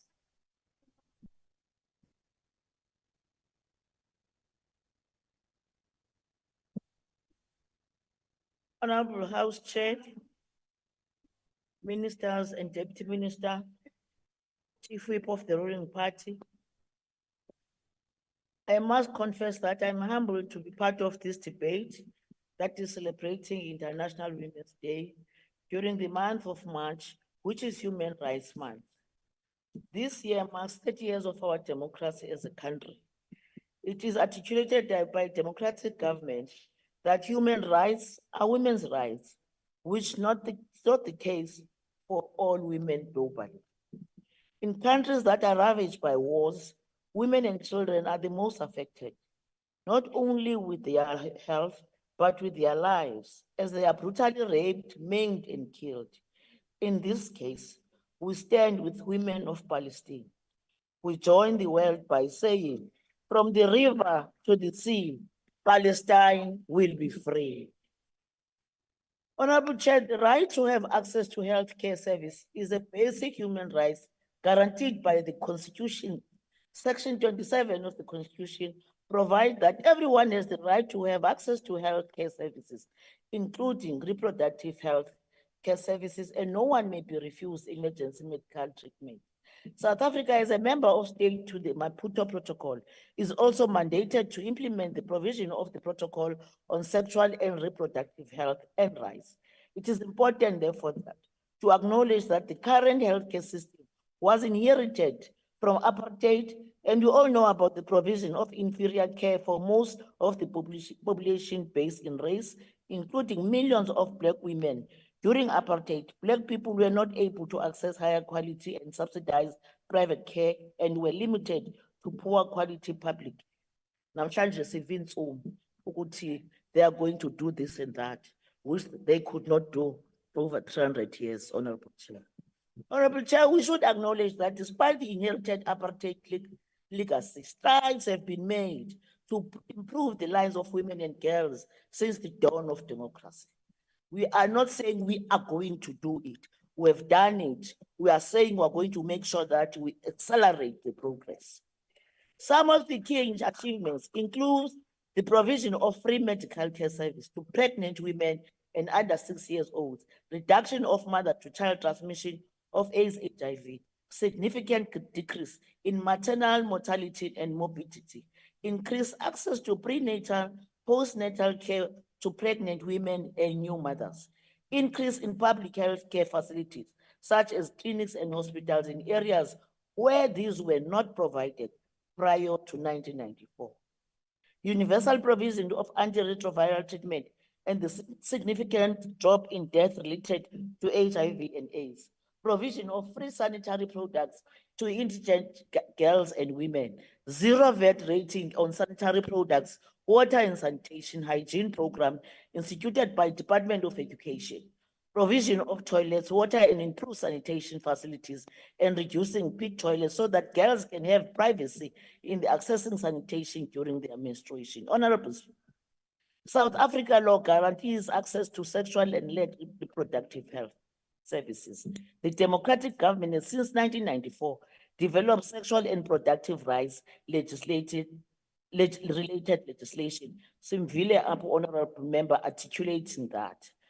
Those policies and strategic framework, such as this choice on termination of pregnancy of Act 92 of 1996, the Domestic Violence Act 116 of 1998, the Sterilization Act 3 of 2005, the Criminal Law and Sexual Offense and Related Matters of 2007, just to mention but few. Those legislation policies and guidelines place proactive obligation on all government departments, private sector and civil society organizations to increase respect for promotion and attainment of sexual and reproductive rights in the country. Honorable Chair, in 2021, the National Department of Health has developed a maternal, perinatal, and neonatal health policy, which provides a broad framework for providing quality and comprehensive maternal, perinatal, and neonatal services. This will inform the development and review of guidelines and standard operating procedures related to maternal, perinatal, and neonatal services in South Africa. Honorable Chair, according to the World Health Organization, maternal health during pregnancy, childbirth, and postnatal period are important part of promoting the best possible outcome for women. A positive maternal experiences ensure that babies reach their full potential for health. South Africa has made noticeable reduction in the area of maternal and neonatal mortality. The evidence from the South African Demographic Survey shows that there is progress with regard to the maternal mortality in facility ratio, as stated so. Nationally, the ratio decreased from 105.5 deaths per 100,000 lives in 2019 to 88% in 2020, indicating that South Africa is experiencing a decrease in maternal mortality in facility ratio. Honorable Chair, the proportion of pregnancy rate of termination and other delivery-related issues are important issues that government and other stakeholders need to focus on. These are important indicators in the measure of reproductive health status of women. Government provides contraceptives in different health facilities across the country, ranging from condoms, injectable pills, and implants. The result of the 2019 demographic health survey show that the majority of women in the age group of 20 to 39 years use any modern method of the contraceptive.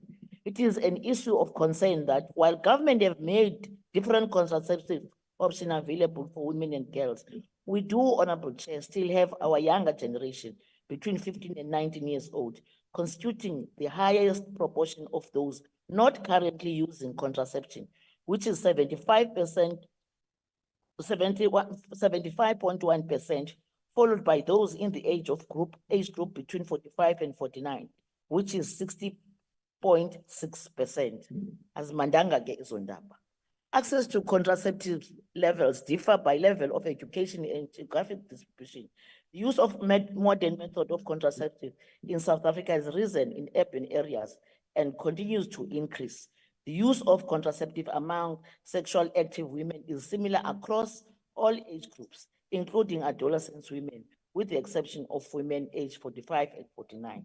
Honorable Chair, the use of contraceptive is also slightly higher amongst sexual active women in the lowest wealth quintiles compared to those in the highest wealth quintiles.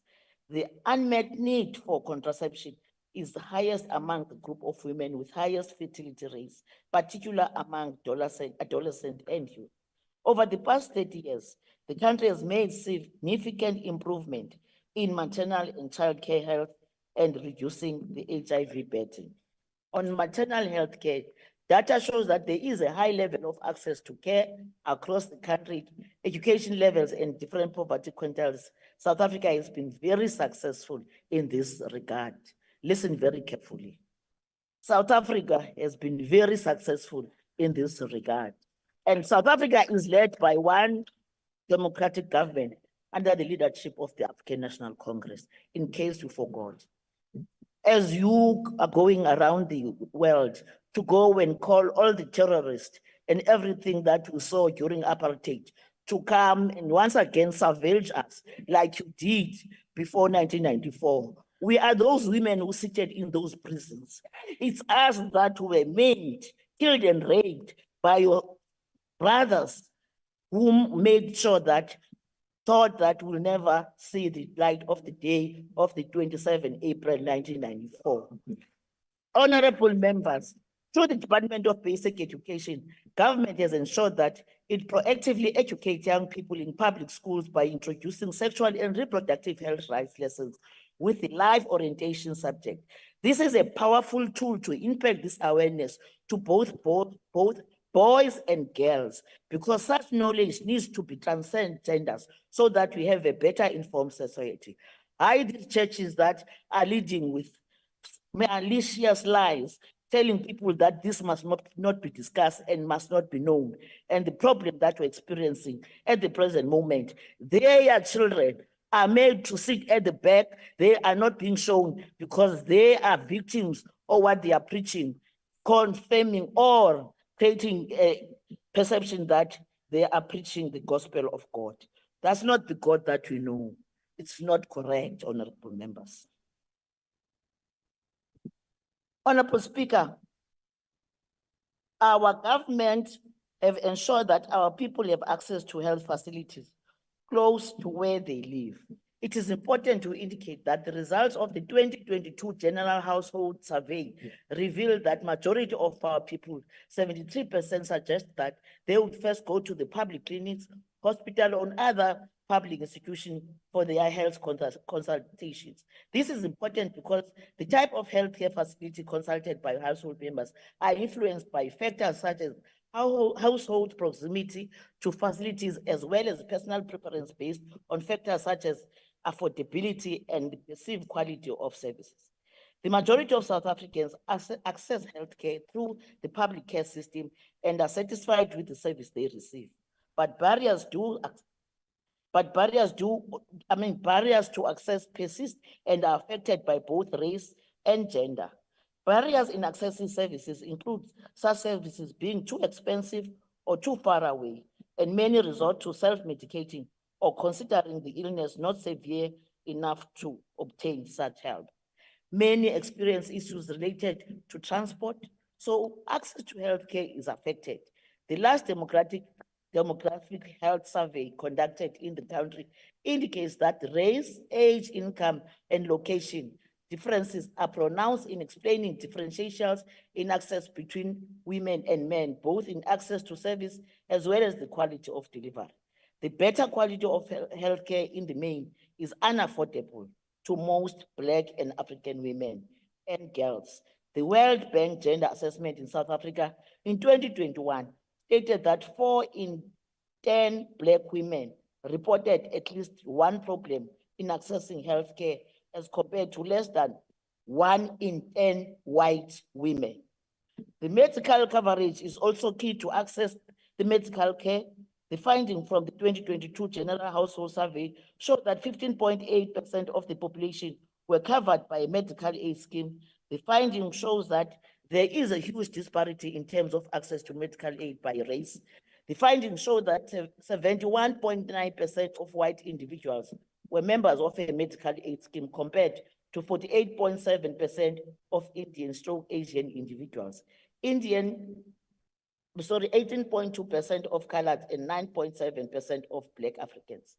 The finding also suggests that Black women are more likely than white women to face barriers to accessing healthcare, and women in non-urban areas and those from poor households are more likely to experience challenges in accessing such. Women, especially the poor, elderly, and those in rural areas, face several challenges in accessing healthcare, with ability to pay followed by access to transport appearing as the most common barriers.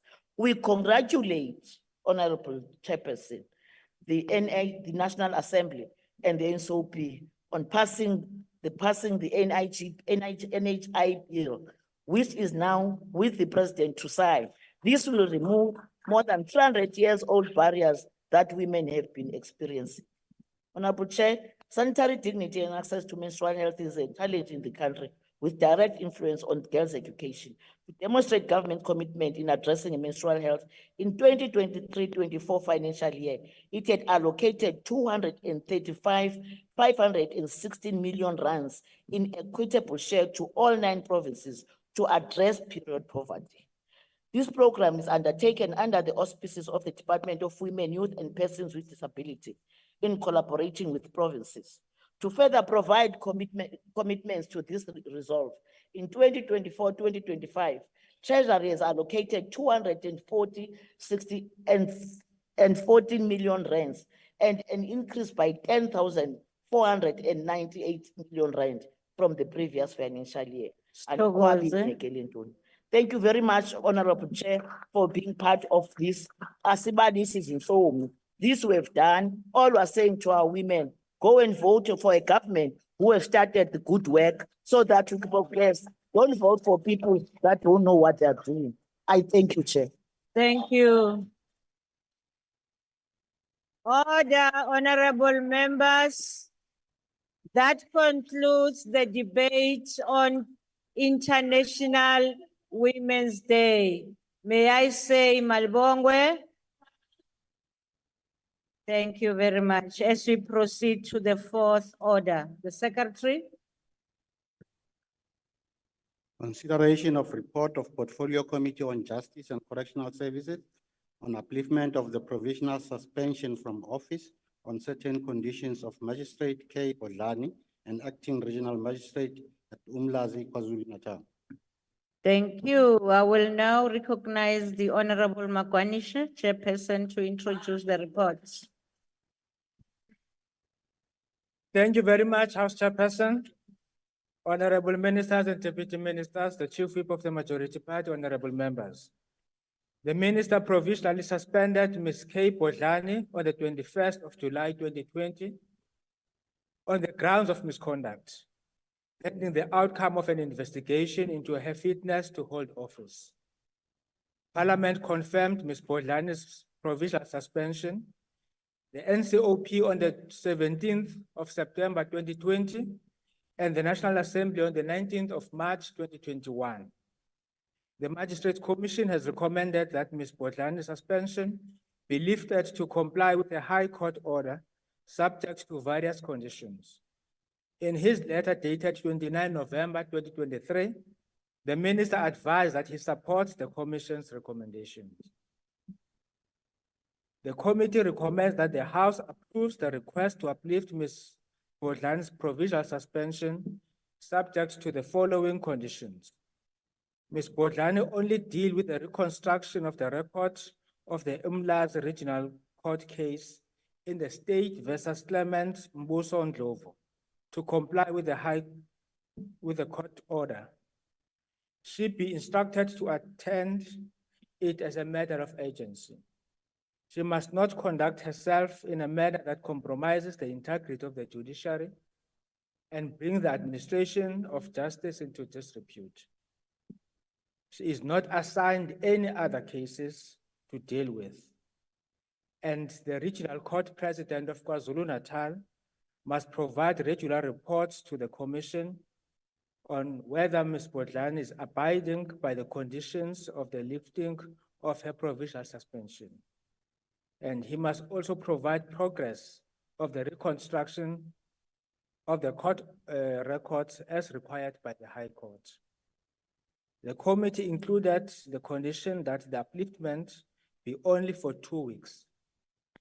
After the adoption of the report by both the National Assembly and the National Council of Provinces, I so move. Thank you. I will now recognize political parties wishing to make a declaration as I invite the DA. Thank you, House Chair. We rise to support the report and the recommendation. However, House Chair, it must be said that the 7th Parliament, and as much is said in the draft legacy report of this Portfolio Committee of Justice and Constitutional Development, will have to keep a closer eye on ensuring that matters pertaining to the discipline of magistrates is dealt with in an urgent and prudent manner. The reality is that this specific magistrate accused on this day in which we had the debate on International Women's Day of being too lenient when it comes to those accused of sexual violence against specifically women, has been suspended in July 2020 already, and it's unacceptable that that disciplinary has not been concluded. In addition, it's now nearly a year since the High Court Acting Regional Court President, as a matter of fact, wrote to the Commission to request the assistance of Ms. Bodlani in crafting that specific record in that one case, for that case to proceed in the High Court. So that's a delay of 1 year in that specific matter, and going forward, we will, as a Parliament, have to ask the Magistrates Commission in instances like that for a careful explanation for that type of delay. That cannot be accepted going forward. Thank you, House Chair. Thank you. The EFF. Honorable Chairperson, the delay in finalizing the matter of the Acting Regional Magistrate, Ms. Bodlani, in Umlazi, KwaZulu-Natal, has resulted in serious maladministration within the Magistrates Commission, and we might even say to this, the Portfolio Committee of Justice. Ms. Bodlani was provisionally suspended on the 21st of July 2020 due to an investigation into her fitness to hold office. The suspension was confirmed by Parliament, with the National Assembly and the NCOP acknowledging the provisional suspension. The provisional suspension was prompted by a quality assurance assessment of Ms. Bodlani's work, which uncovered serious irregularities and shortcomings. This included inappropriate sentences imposed on accused persons convicted of sexual offenses, cases being sent on special review, and serious questions raised by reviewing judges about her suitability for judicial office. The delayed finalization of the matter led to a request from the Acting Regional Court President, KwaZulu-Natal, 23 March 2023, to uplift Ms. Bodlani's provisional suspension for the construction of a court record in a case over which she presided. This request was made in request of this High Court judgment. The conditions, therefore, were that in uplifting the suspension, she must only attend to the matter with agency, must not be assigned any other work. The prolonged suspension and delay in finalizing the matter have led to an instance of maladministration, as it has allowed issues surrounding Ms. Bodlani's fitness to hold office to remain unresolved. The impact of this delay affects the integrity and efficiency of the judicial system, as well as the public's confidence in the administration of justice. It is important that within 2 weeks of the approval of the upliftment of suspension, she concludes the reconstruction of the record. The Justice Committee's failure as well all these years to monitor the delays from the Magistrates Commission is unacceptable. Ms. Bodlani's provisional suspension, which is due to an investigation, highlights the lack of oversight and accountability in the justice system. We need to make sure, or the Magistrates Commission needs to make sure, that they finalize her misconduct proceedings by the end of June 2024, as the EFF government will make sure that that is happening. The EFF support the report. Thank you. Thank you. IFP. Thank you very much, Honorable Chairperson. Honorable Chairperson, our courts and court officials, prosecutors, magistrates, and judges must apply and enforce the rule of law without fear, favor, or prejudice. Magistrate Bodlani has at least 8 cases that have been reported as being, and I quote, glaringly wrong and overturned by judges of the High Court in Durban when taken on review. In addition, these cases deal with the crimes of rape and sexual offenses against minors, which saw the convicted rapist walk free with suspended sentences. Chairperson, it beggars belief that sexual crime and violence against women and children in South Africa, which is on the rise and should find no place in our society, is finding tolerance in our courts. These crimes should, upon conviction, be met with the harshest criminal sentences permitted in terms of current criminal law. It has been proven time and again in several studies that sexual predators, those who perpetrate the crimes of rape and pedophilia, cannot be rehabilitated. Recidivism rates are off the charts. Convicted sexual predators should therefore be removed from society permanently without the possibility of parole. In effect, then, Magistrate Bodlani, instead of protecting our society, all women and children, has instead seen fit to hand down suspended sentences to convicted rapists and child sexual predators. This is absolutely unacceptable to the Inkatha Freedom Party. So egregious are Ms. Bodlani's judgments that on 29 March 2023, the Acting Regional Court President KwaZulu-Natal wrote to the Commission requesting that Ms. Bodlani's provisional suspension be lifted for her to participate in the reconstruction of court record relating to a case over which she formerly presided. Given that this is only a provisional upliftment of Ms. Bodlani's suspension for a current court appeal matter, the IFP agrees and supports the recommendations as contained in the report. Finally, Chairperson, gender-based violence, including rape, femicide, and child sexual offenses, must find no safe harbor in South Africa. The harshest sentences must be handed down to those convicted of such crimes. And we believe that such horror crimes are tearing away at the very fabric of good society. The IFP will support this report. Thank you, Chair. Thank you. The FF Plus.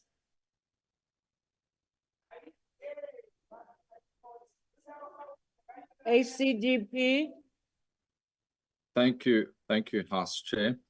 House Chair, the ACDP supports this report. And it is very important to note what the SCAA has said, that judges are the pillar of our entire justice system and of the rights and freedoms with that system is designed to promote and protect.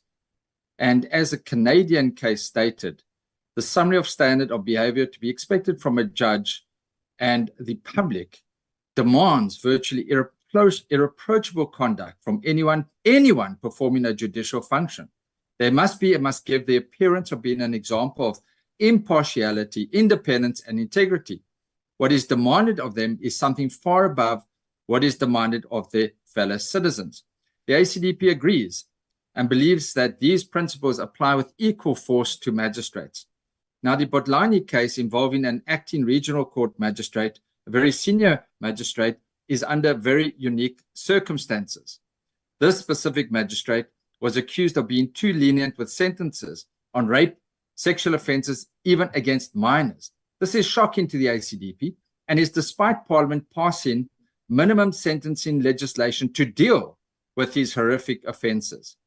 However, the ACDP appreciates that there is a need to construct a record of appeal, and therefore we support the upliftment to allow for this to take place within the period provided, 2 weeks. We also agree that this, like so many other processes, has taken far too long, and that the next Parliament will have to consider why these matters involving disciplinary action against magistrates take so long. The ACDP supports the report. I thank you. Thank you. UDM? ATM? Good. NFP? AIC? COPE?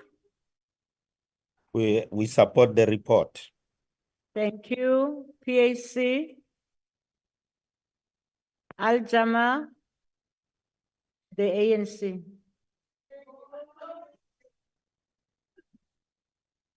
Thank you, House Chair. Sawuzeka Mzekweni. On 5 April 2019, having received and considered a number of complaints against Ms. Bodlani, the Magistrate Commission's Ethics Committee resolved to conduct a preliminary investigation in terms of Regulation 26(1) of the Regulations for Judicial Officers in the lower courts, a quality assurance assessment of all the cases that Ms. Bodlani had finalized over the past year or so.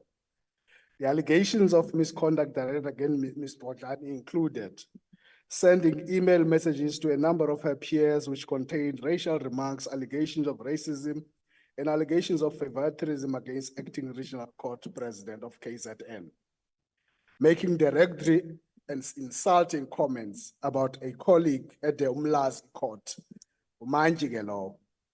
Despite the availability of readiness of the parties to a case, she postponed the case without just a cause nje wayimisa. Bakhona bonke abantu abazena kuyayimisa court, and people have spent money to come to court. She just postpones it. Making derogatory, sexist, and gratuitous remarks and displaying prejudicial conduct towards the accused. Jemba uze court we accused udilanga ugodlani.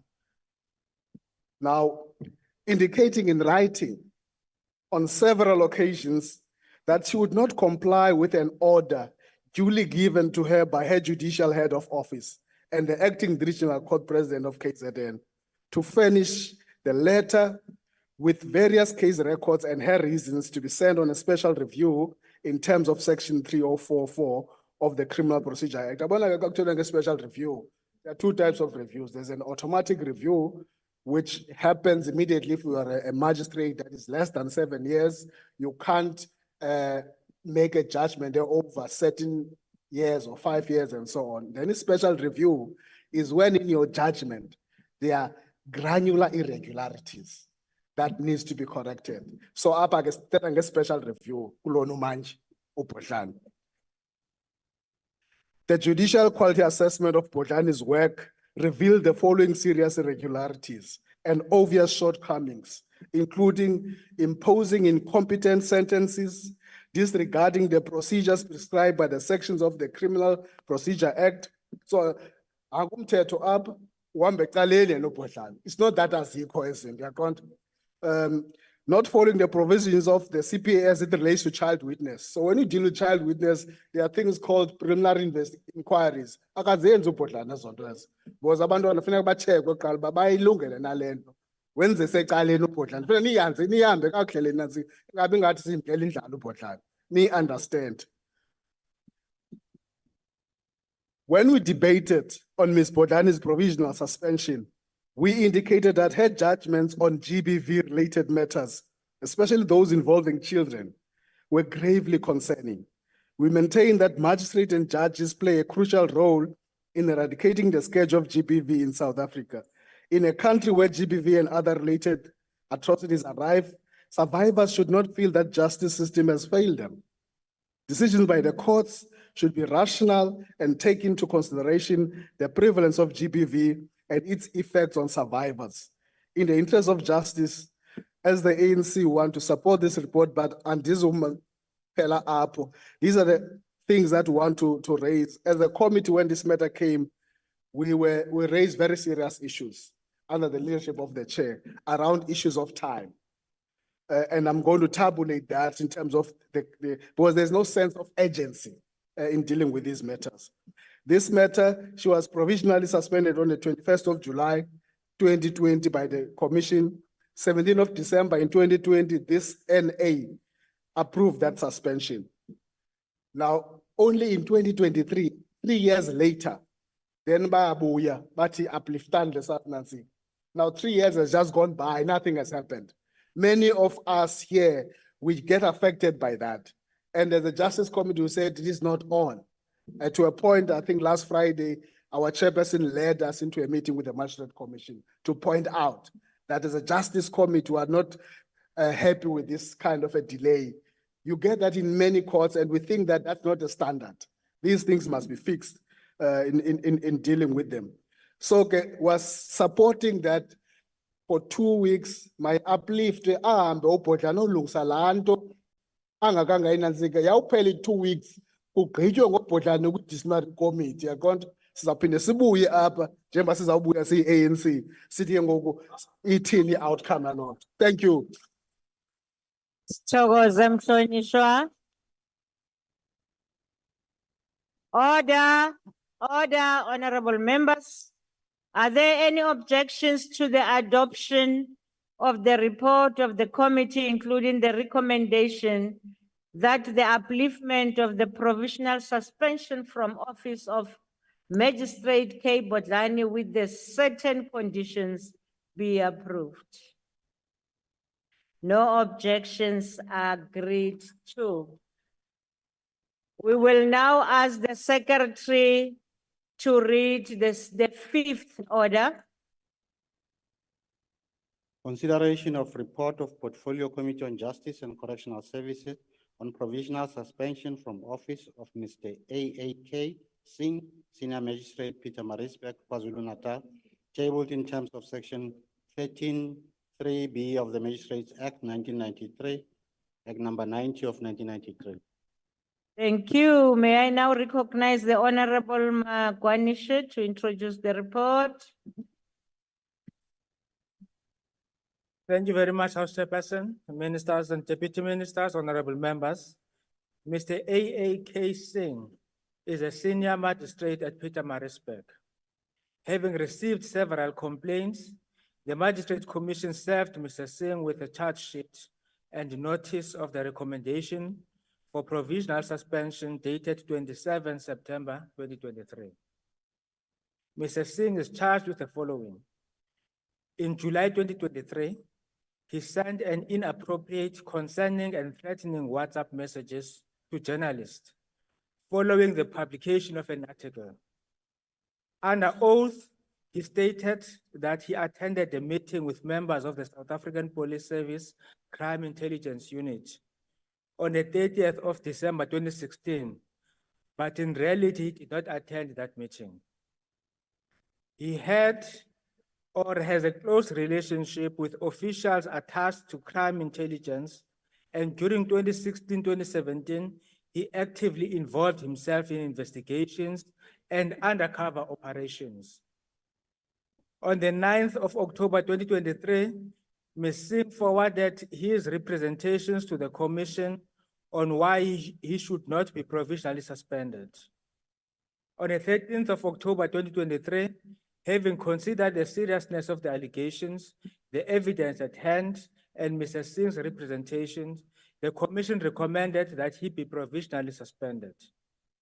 On the 18th of December 2023, on the advice of the Commission, the Minister provisionally suspended Mr. Singh from office with immediate effect, pending the outcome of the misconduct hearing into his fitness to hold office, and tabled his report for consideration by Parliament. The matter was referred to the committee on the 1st of February 2024.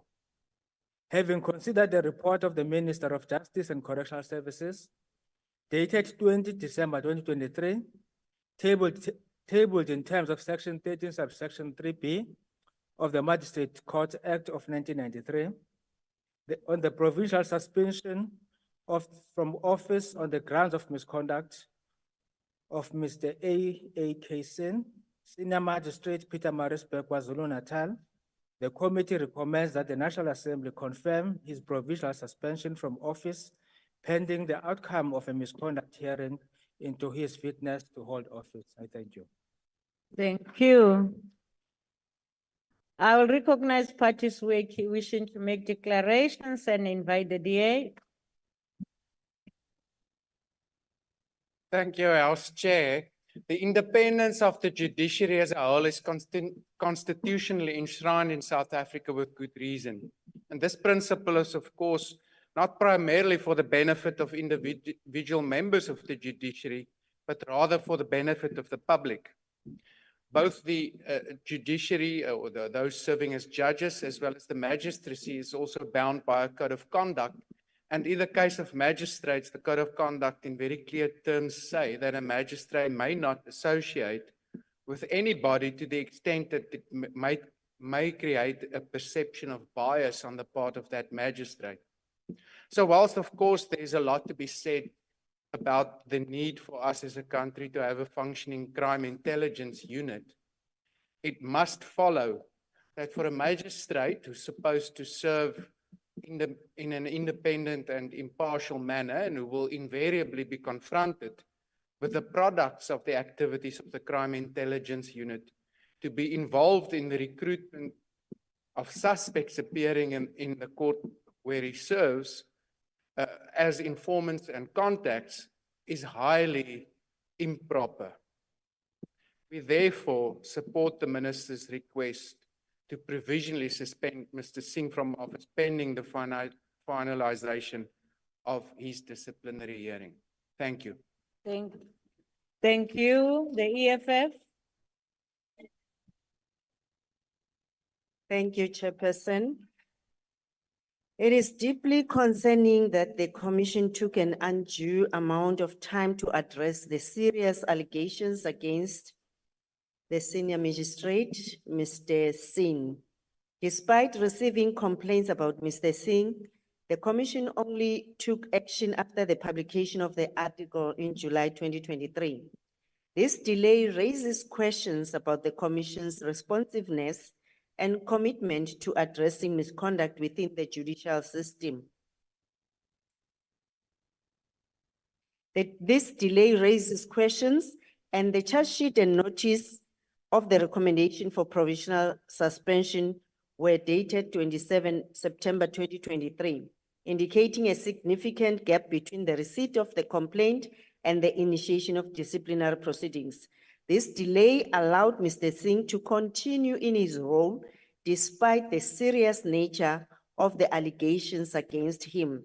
The allegations Mr. Singh was facing, including sending inappropriate and threatening messages to journalists, providing false information under oath, and involving himself in the investigations and operations of SAP's Crime Intelligence Unit are extremely serious and warrant prompt and decisive action.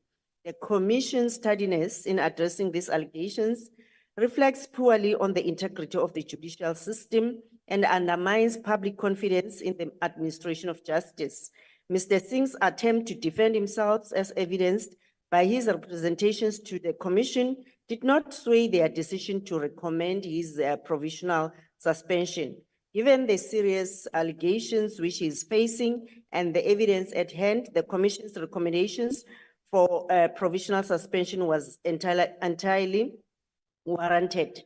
It is evident that the Minister of Justice only provisionally suspended Mr. Singh 18 December 2023 in response to the Commission's recommendation. This protracted timeline for the receipt of the complaint to the provisional suspension raises problems about resolving such issues. In conclusion, the undue delay in addressing the serious allegations against the Senior Magistrate AAK Singh is a blot on the integrity of the judicial system. The Commission's sluggish response to the complaint and the subsequent recommendation for provisional suspension reflects as well poorly on the accountability mechanism within the judiciary.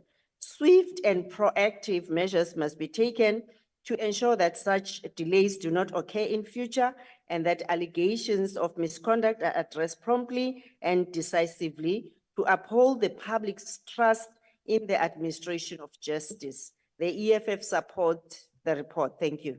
Thank you. The IFP. Thank you very much, Honorable Chairperson. Honorable Chairperson, it is unfortunate and worrying that we are having to deal with as many recalcitrant presiding officers as we are doing today and in future sittings. By the end of Thursday, I believe we would have dealt with 6 such matters. Now, Chairperson, the role of a judge or magistrate is one of the most important in our society. As a senior magistrate, Mr. Singh should have been aware of the gravity of his position and the need for him to act with integrity, impartiality, and without fear of favor. His core responsibility was to interpret, apply, and uphold the rule of law. Any perception of bias or corruption on the part of a judge or magistrate undermines public confidence in the legal system and erodes the rule of law.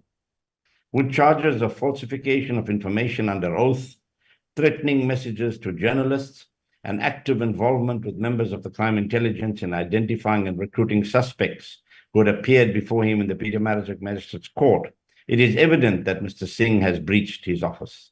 Such actions cannot be without serious consequences to him.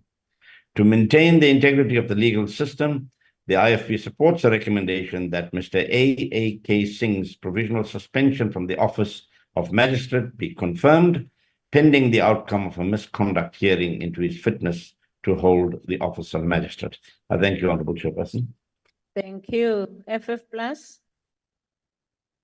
ACGP. UDM. Thank you, House Chair. House Chair, we are again dealing with a magistrate here, and as other members have alluded to, it is concerning about the high number of magistrates who are supposed to be above reproach, are supposed to be independent, are alleged to have committed these offences. In this particular case of Mr. Singh, it is particularly concerning that he involved himself with criminal crime intelligence, and this does question his independence. The ACDP has taken note of this report, and we support the report of the Justice and Correctional Services Portfolio Committee. I thank you. Thank you. UDM, ATM, good. NFP, AIC, COPE. We support the report. Thank you. PAC, Al-Jama, the ANC.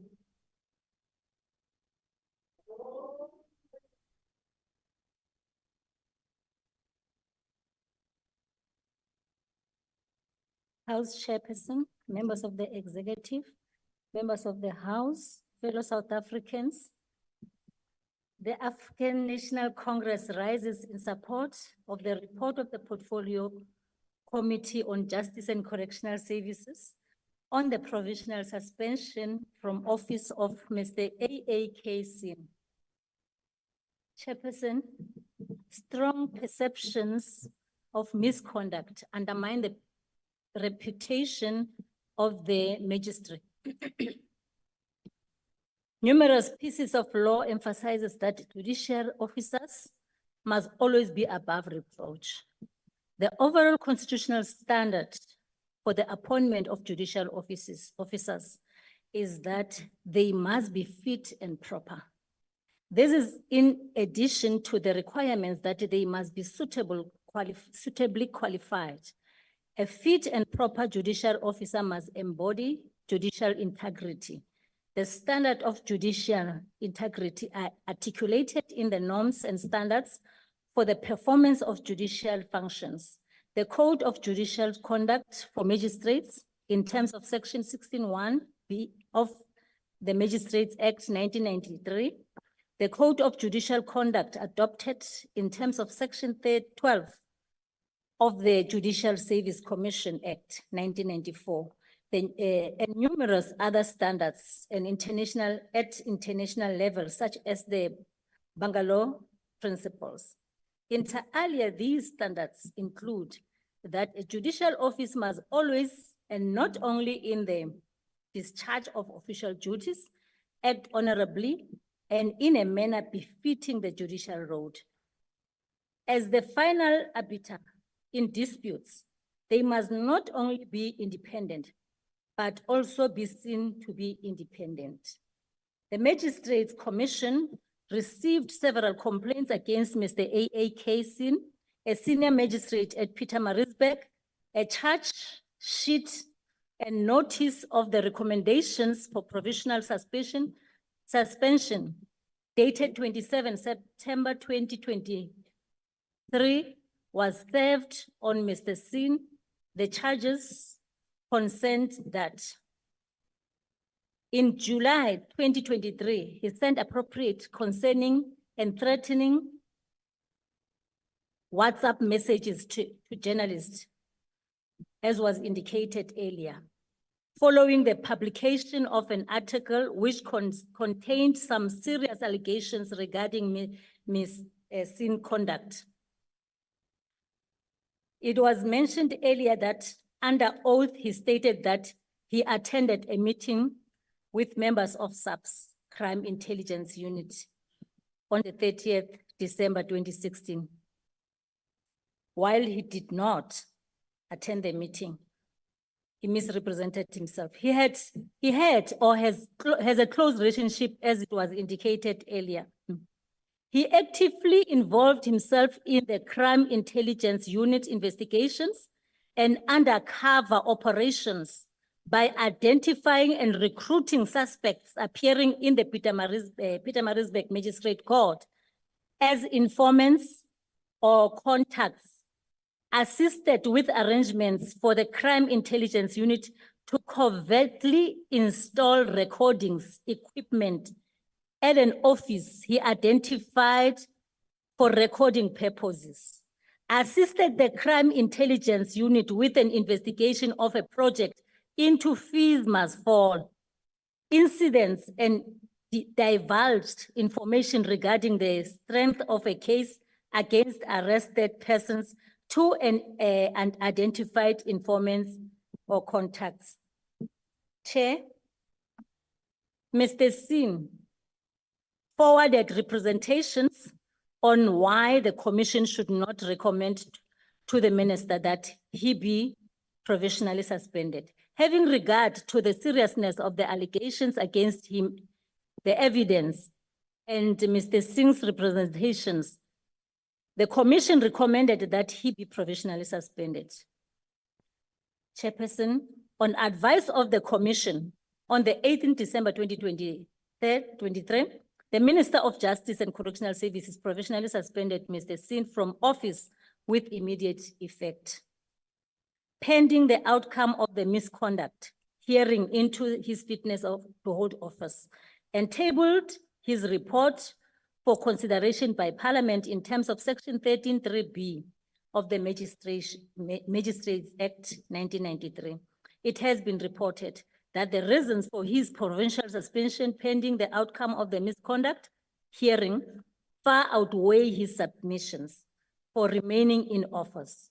The Commission was of the view that the existing evidence against him was of serious nature as to make it inappropriate for him to perform his judicial functions pending the conclusion of the misconduct inquiry against him. Chairperson, indeed, the committee is supporting the report. I think it will be appropriate for Mr. Singh maybe to go and continue and be an investigator more than being a magistrate. I thank you. Thank you, Honorable Member.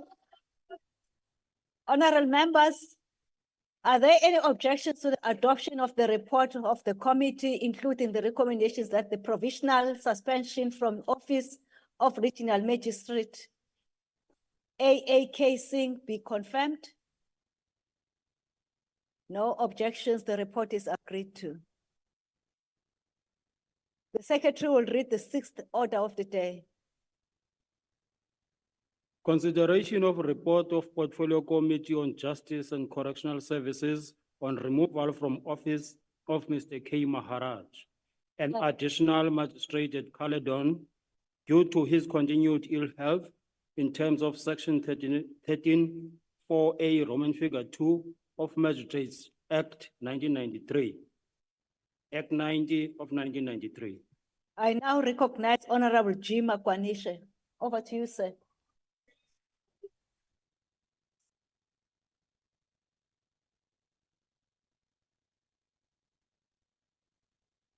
Thank you, Chief Whip. Thank you very much, House Chairperson, Honorable Ministers and Deputy Ministers, Honorable Members. Having considered the matter, the committee reports as follows. Shortly after being appointed as Additional Magistrate at Caledon in February 2020, Mr. Maharaj fell ill. As a result, he has been booked off sick from the 2nd of March 2020 to date. The matter was immediately reported to the Commission, which, after considering the medical reports, ordered an investigation regarding the removal of Mr. Maharaj from office on account of a continued ill health. Mr. Maharaj was informed of the investigation and was asked to submit a medical report to the Commission. He was also given an opportunity to comment on the matter and to state a case in response with specific reference to whether his illness is not so serious as to justify his removal from office or to suggest alternatives. Mr. Maharaj complied with the request. Based on the content of the medical report submitted to it, the Commission formed an opinion that Mr. Maharaj does not have the capacity to carry out his duties of office in an efficient manner due to his continued ill health. Mr. Maharaj was provided with an opportunity to comment on the Commission's opinion, and in response, he agreed with the Commission's view that his ill health precluded him from being able to carry out his duties of office. At the meeting of the 1st of November 2023, the Commission recommended that Mr. Maharaj be removed from office due to continued ill health. On the 1st of December 2023, the Commissions advised the Minister to suspend Mr. Maharaj.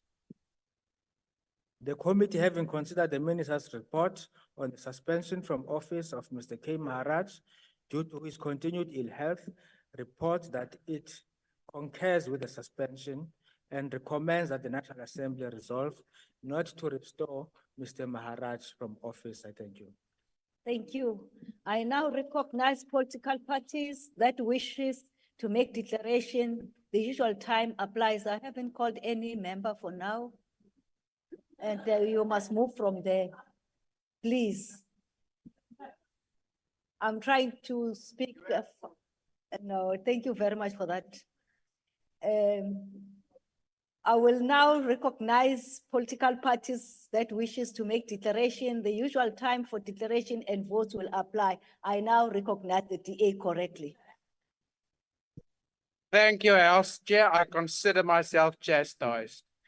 House Chair, in the event that a magistrate suffers a serious setback in respect of his health, of course, the first thing that needs to be done is that we must express sympathy and empathize with such a magistrate. In this sense, it's also slightly unfortunate that the Magistrates Act and the Magistrates Commission Act requires that a process similar to the removal of office for misconduct be followed. And maybe that's something that we need into looking into setting up a different regime and at least use different terminology. Having said that, in the circumstances, it's quite clear that the Commission and the Minister was under a legal obligation to determine whether the ill health of Mr. Maharaj is of such a nature that he can no longer continue to hold the office. And after ascertaining that that was, as a matter of fact, the case, was under an obligation to formalize this by recommending removal from office. So therefore, in the circumstances, to bring this to conclusion, we support the report and the recommendations. Thank you. Thank you. I now recognize the EFF.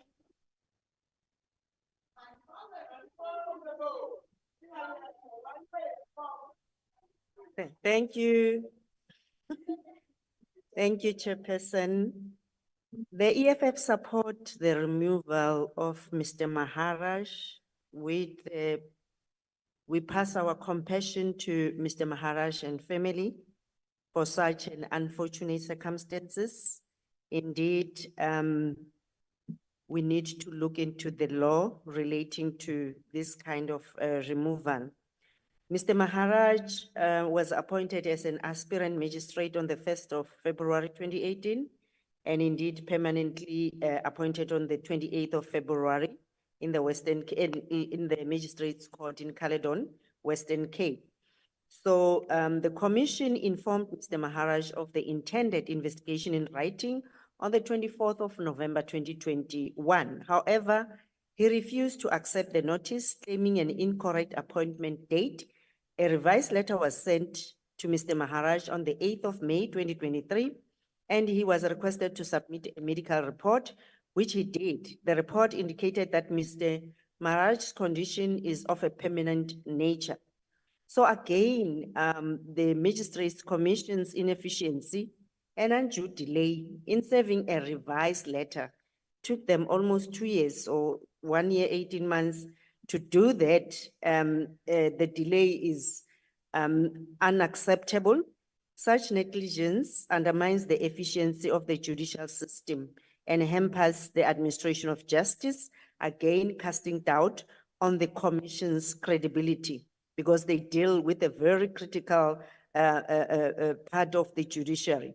So when we visited the Commission with the Portfolio Committee, we discovered that there's a lot of lack of systems which are not streamlined, and how the allocation of the work. There was this ethics division, which was kind of a law unto itself, protecting their other colleagues, not dealing with the matters on time. And there's a challenge as well that the Commission had to relook into who is supposed to be the evidence leader, how do they investigate, how they expeditiously deal with this matter.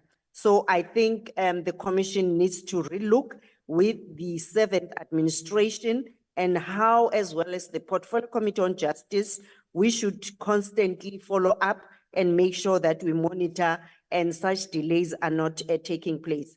Thank you, Chairperson. Thank you. I now recognize the IFP. Thank you very much, Honorable Chairperson.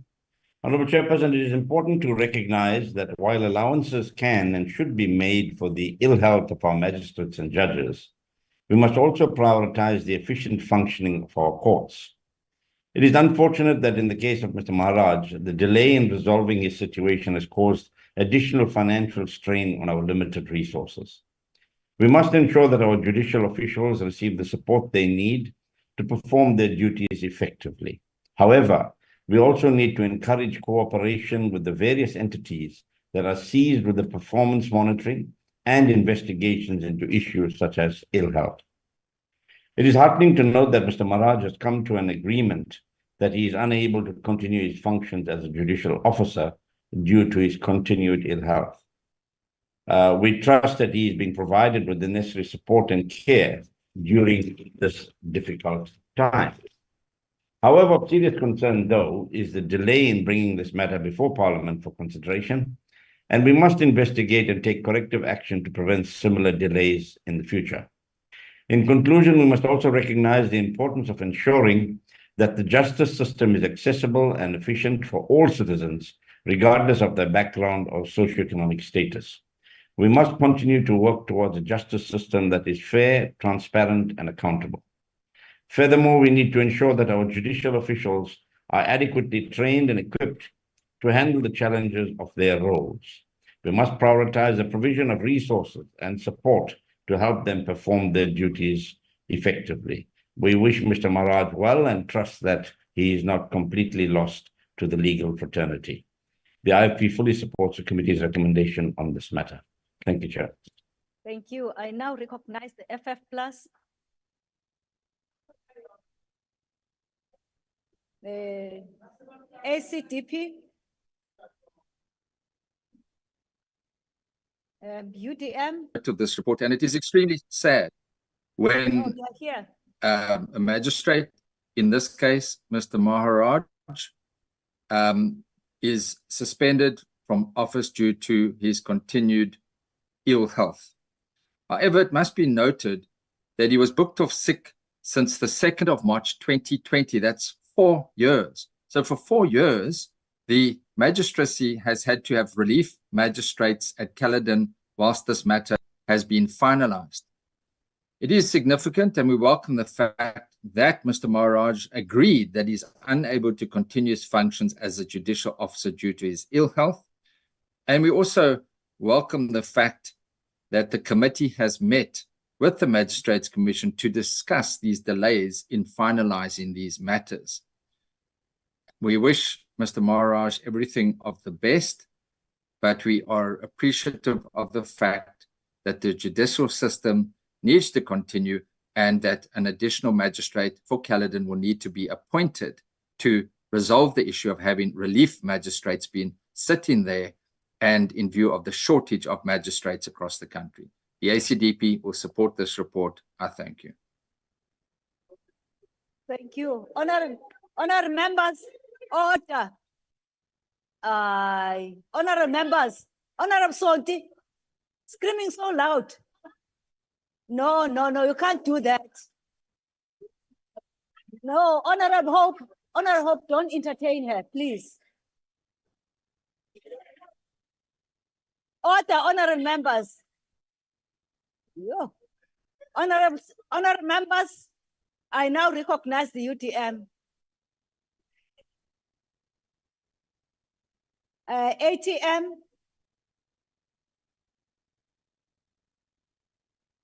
Good. NFP.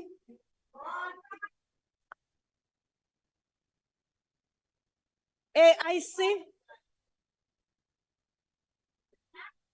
COPE. PAC. Al-Jama.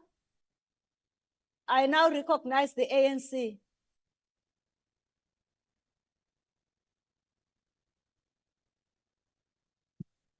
Thank you, House Chair. Unfortunately, we're coming back. For them, it's unfortunate. For them, it's unfortunate. For us, it's fortunate. Thanks, House Chair. Chief Whip of the Majority Party, members of the House, fellow South Africans, our democratic values demand that those who wield public power account for their conduct to those whose behalf they act. The Magistrate Court have been described as lower courts which deal with the less serious criminal and civil cases. This is especially considered True for civil magistrate court cases, which involve the day-to-day legal complaints of citizens from divorce and maintenance of spousal and child support to local property disputes. The magistrate courts deal with approximately 95% of cases that come into the court system. Magistrates are also the first line of legal officers who engage with the most vulnerable members of the population. By way of example, maintenance claims usually involve single mothers or fathers and minor children advocating for enough money from their spouse or partner to survive on a day-to-day. Many of these maintenance claims are advocated by individuals without lawyers advising them on their claims. Magistrate courts are essential to the everyday functioning of South African legal system. A well-functioning court system is therefore critical. House Chair, Mr. Maharaj was appointed as an aspirant magistrate from the 1st of February 2018, and on the 24th of February 2020, was appointed as an additional magistrate in Caledon, as alluded by Honorable Mkhwebane.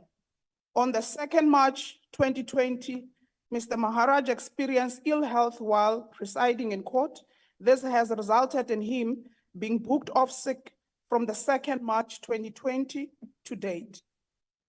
The acting chief magistrate, Weinberg, reported the matter to the Magistrate Commission at its meeting on the 5th of May 2021. The Commission's Ethics Committee considered a neuropsychological assessment report and ordered that an investigation in terms of Regulation 29, subsection 1 of the Regulations for Judicial Officers in the Lower Courts 1994 be held regarding the removal of Mr. Maharaj from office and account on continued ill health. The Commission informed Mr. Maharaj on his intended investigation in terms of Regulations 29, subsection 2 of the regulation in writing on the 24th of November 2021. A revised letter dated on the 4th of May 2023 was served to Mr. Maharaj on the 8th of May 2023. He was once again notified of the Commission's order to investigate his removal from office on account of continued ill health in terms of Regulations 29 subsection 3 of the regulations, in compliance with the Regulation 29 subsection 3 of the Regulations Act. Mr. Maharaj was requested to submit a medical report to the Commission from a registered medical practitioner of his choice on or before the 20th of May 2023 that addressed the following aspects. First, the nature and severity of his illness. Secondly, whether the illness is temporary or permanent in nature.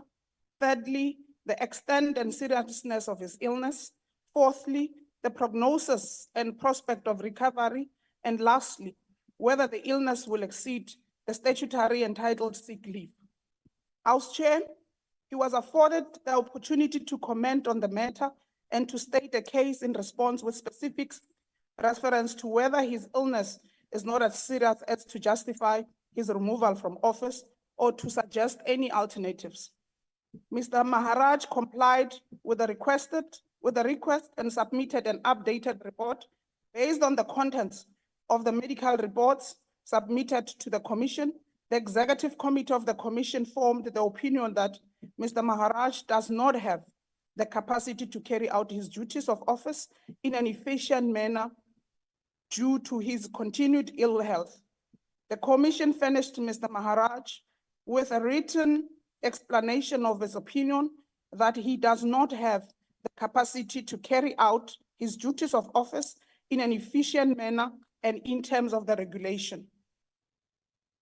Mr. Maharaj forwarded the medical reports and other relevant documents which may not have been in his possession at that particular time. Mr. Maharaj was also afforded the opportunity to submit to the chairperson of the commission his written comments regarding this opinion. In his email dated the 20th of September 2023, Mr. Maharaj in response agreed that he is unable to continue with functions as a judicial officer. The commission considered the medical reports together with Mr. Maharaj's comment dated on the 20th September 2023, held the view that Mr. Maharaj should be removed from office due to continued ill health. House Chair, the Portfolio Committee considered the Minister's report on the suspension from office of Mr. K. Maharaj due to his continued ill health and concurs with the suspension and recommends that the National Assembly resolve not to restore Mr. K. Maharaj to office, and therefore the African National Congress supports the committee reports. And therefore, we are coming back after elections on the 29th. Amandla. Thank you. Honorable members, are there any objections to the adoption of the report of the committee, including the recommendations on the removal from office of Senior Magistrate Mr. K. Maharaj be approved by this House? No objections. The report and recommendations are agreed to. The Secretary will read the 7th order of the day. Decision of question on report of Portfolio Committee on Police on oversight visit to Gauteng and Limpopo provinces from 1 to 4 December 2023. Honorable members, I wish to remind you that this matter was debated in a mini plenary sitting on Thursday, the 7th of March, but that the decision thereon can only be taken by the full plenary sitting. This is also the case for the other decisions of question to that this House will decide on when we consider the 8 to the 12 orders of these reports. Are there any objections to the adoption of the report? No objections. The report is agreed to. The Secretary will read the order, the 8th order of the day. Decision of question on report of Portfolio Committee on Defense and Military Veterans on oversight visit to South African Army Combat Training Center in Lohatla, Northern Cape. Thank you. Are there any objections to the adoption of the report? No objections. The report is agreed to. The Secretary will read the 9th order of the day. Decision of question on report of Portfolio Committee on Defense and Military Veterans on oversight visit to Armscor Dockyard in Simonstown, Western Cape. Honorable members, are there any objections to the report be adopted by this House?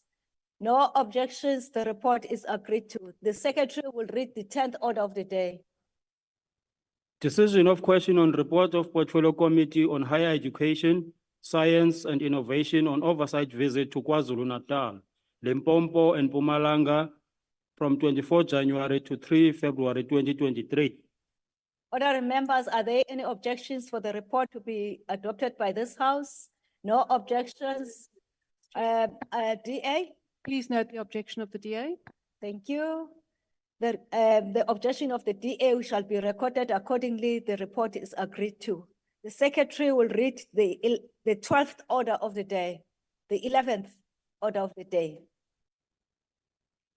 Decision of question on report of Portfolio Committee on Mineral Resources and Energy on Mineral and Petroleum Resources Development Act of 2004 Review Summit.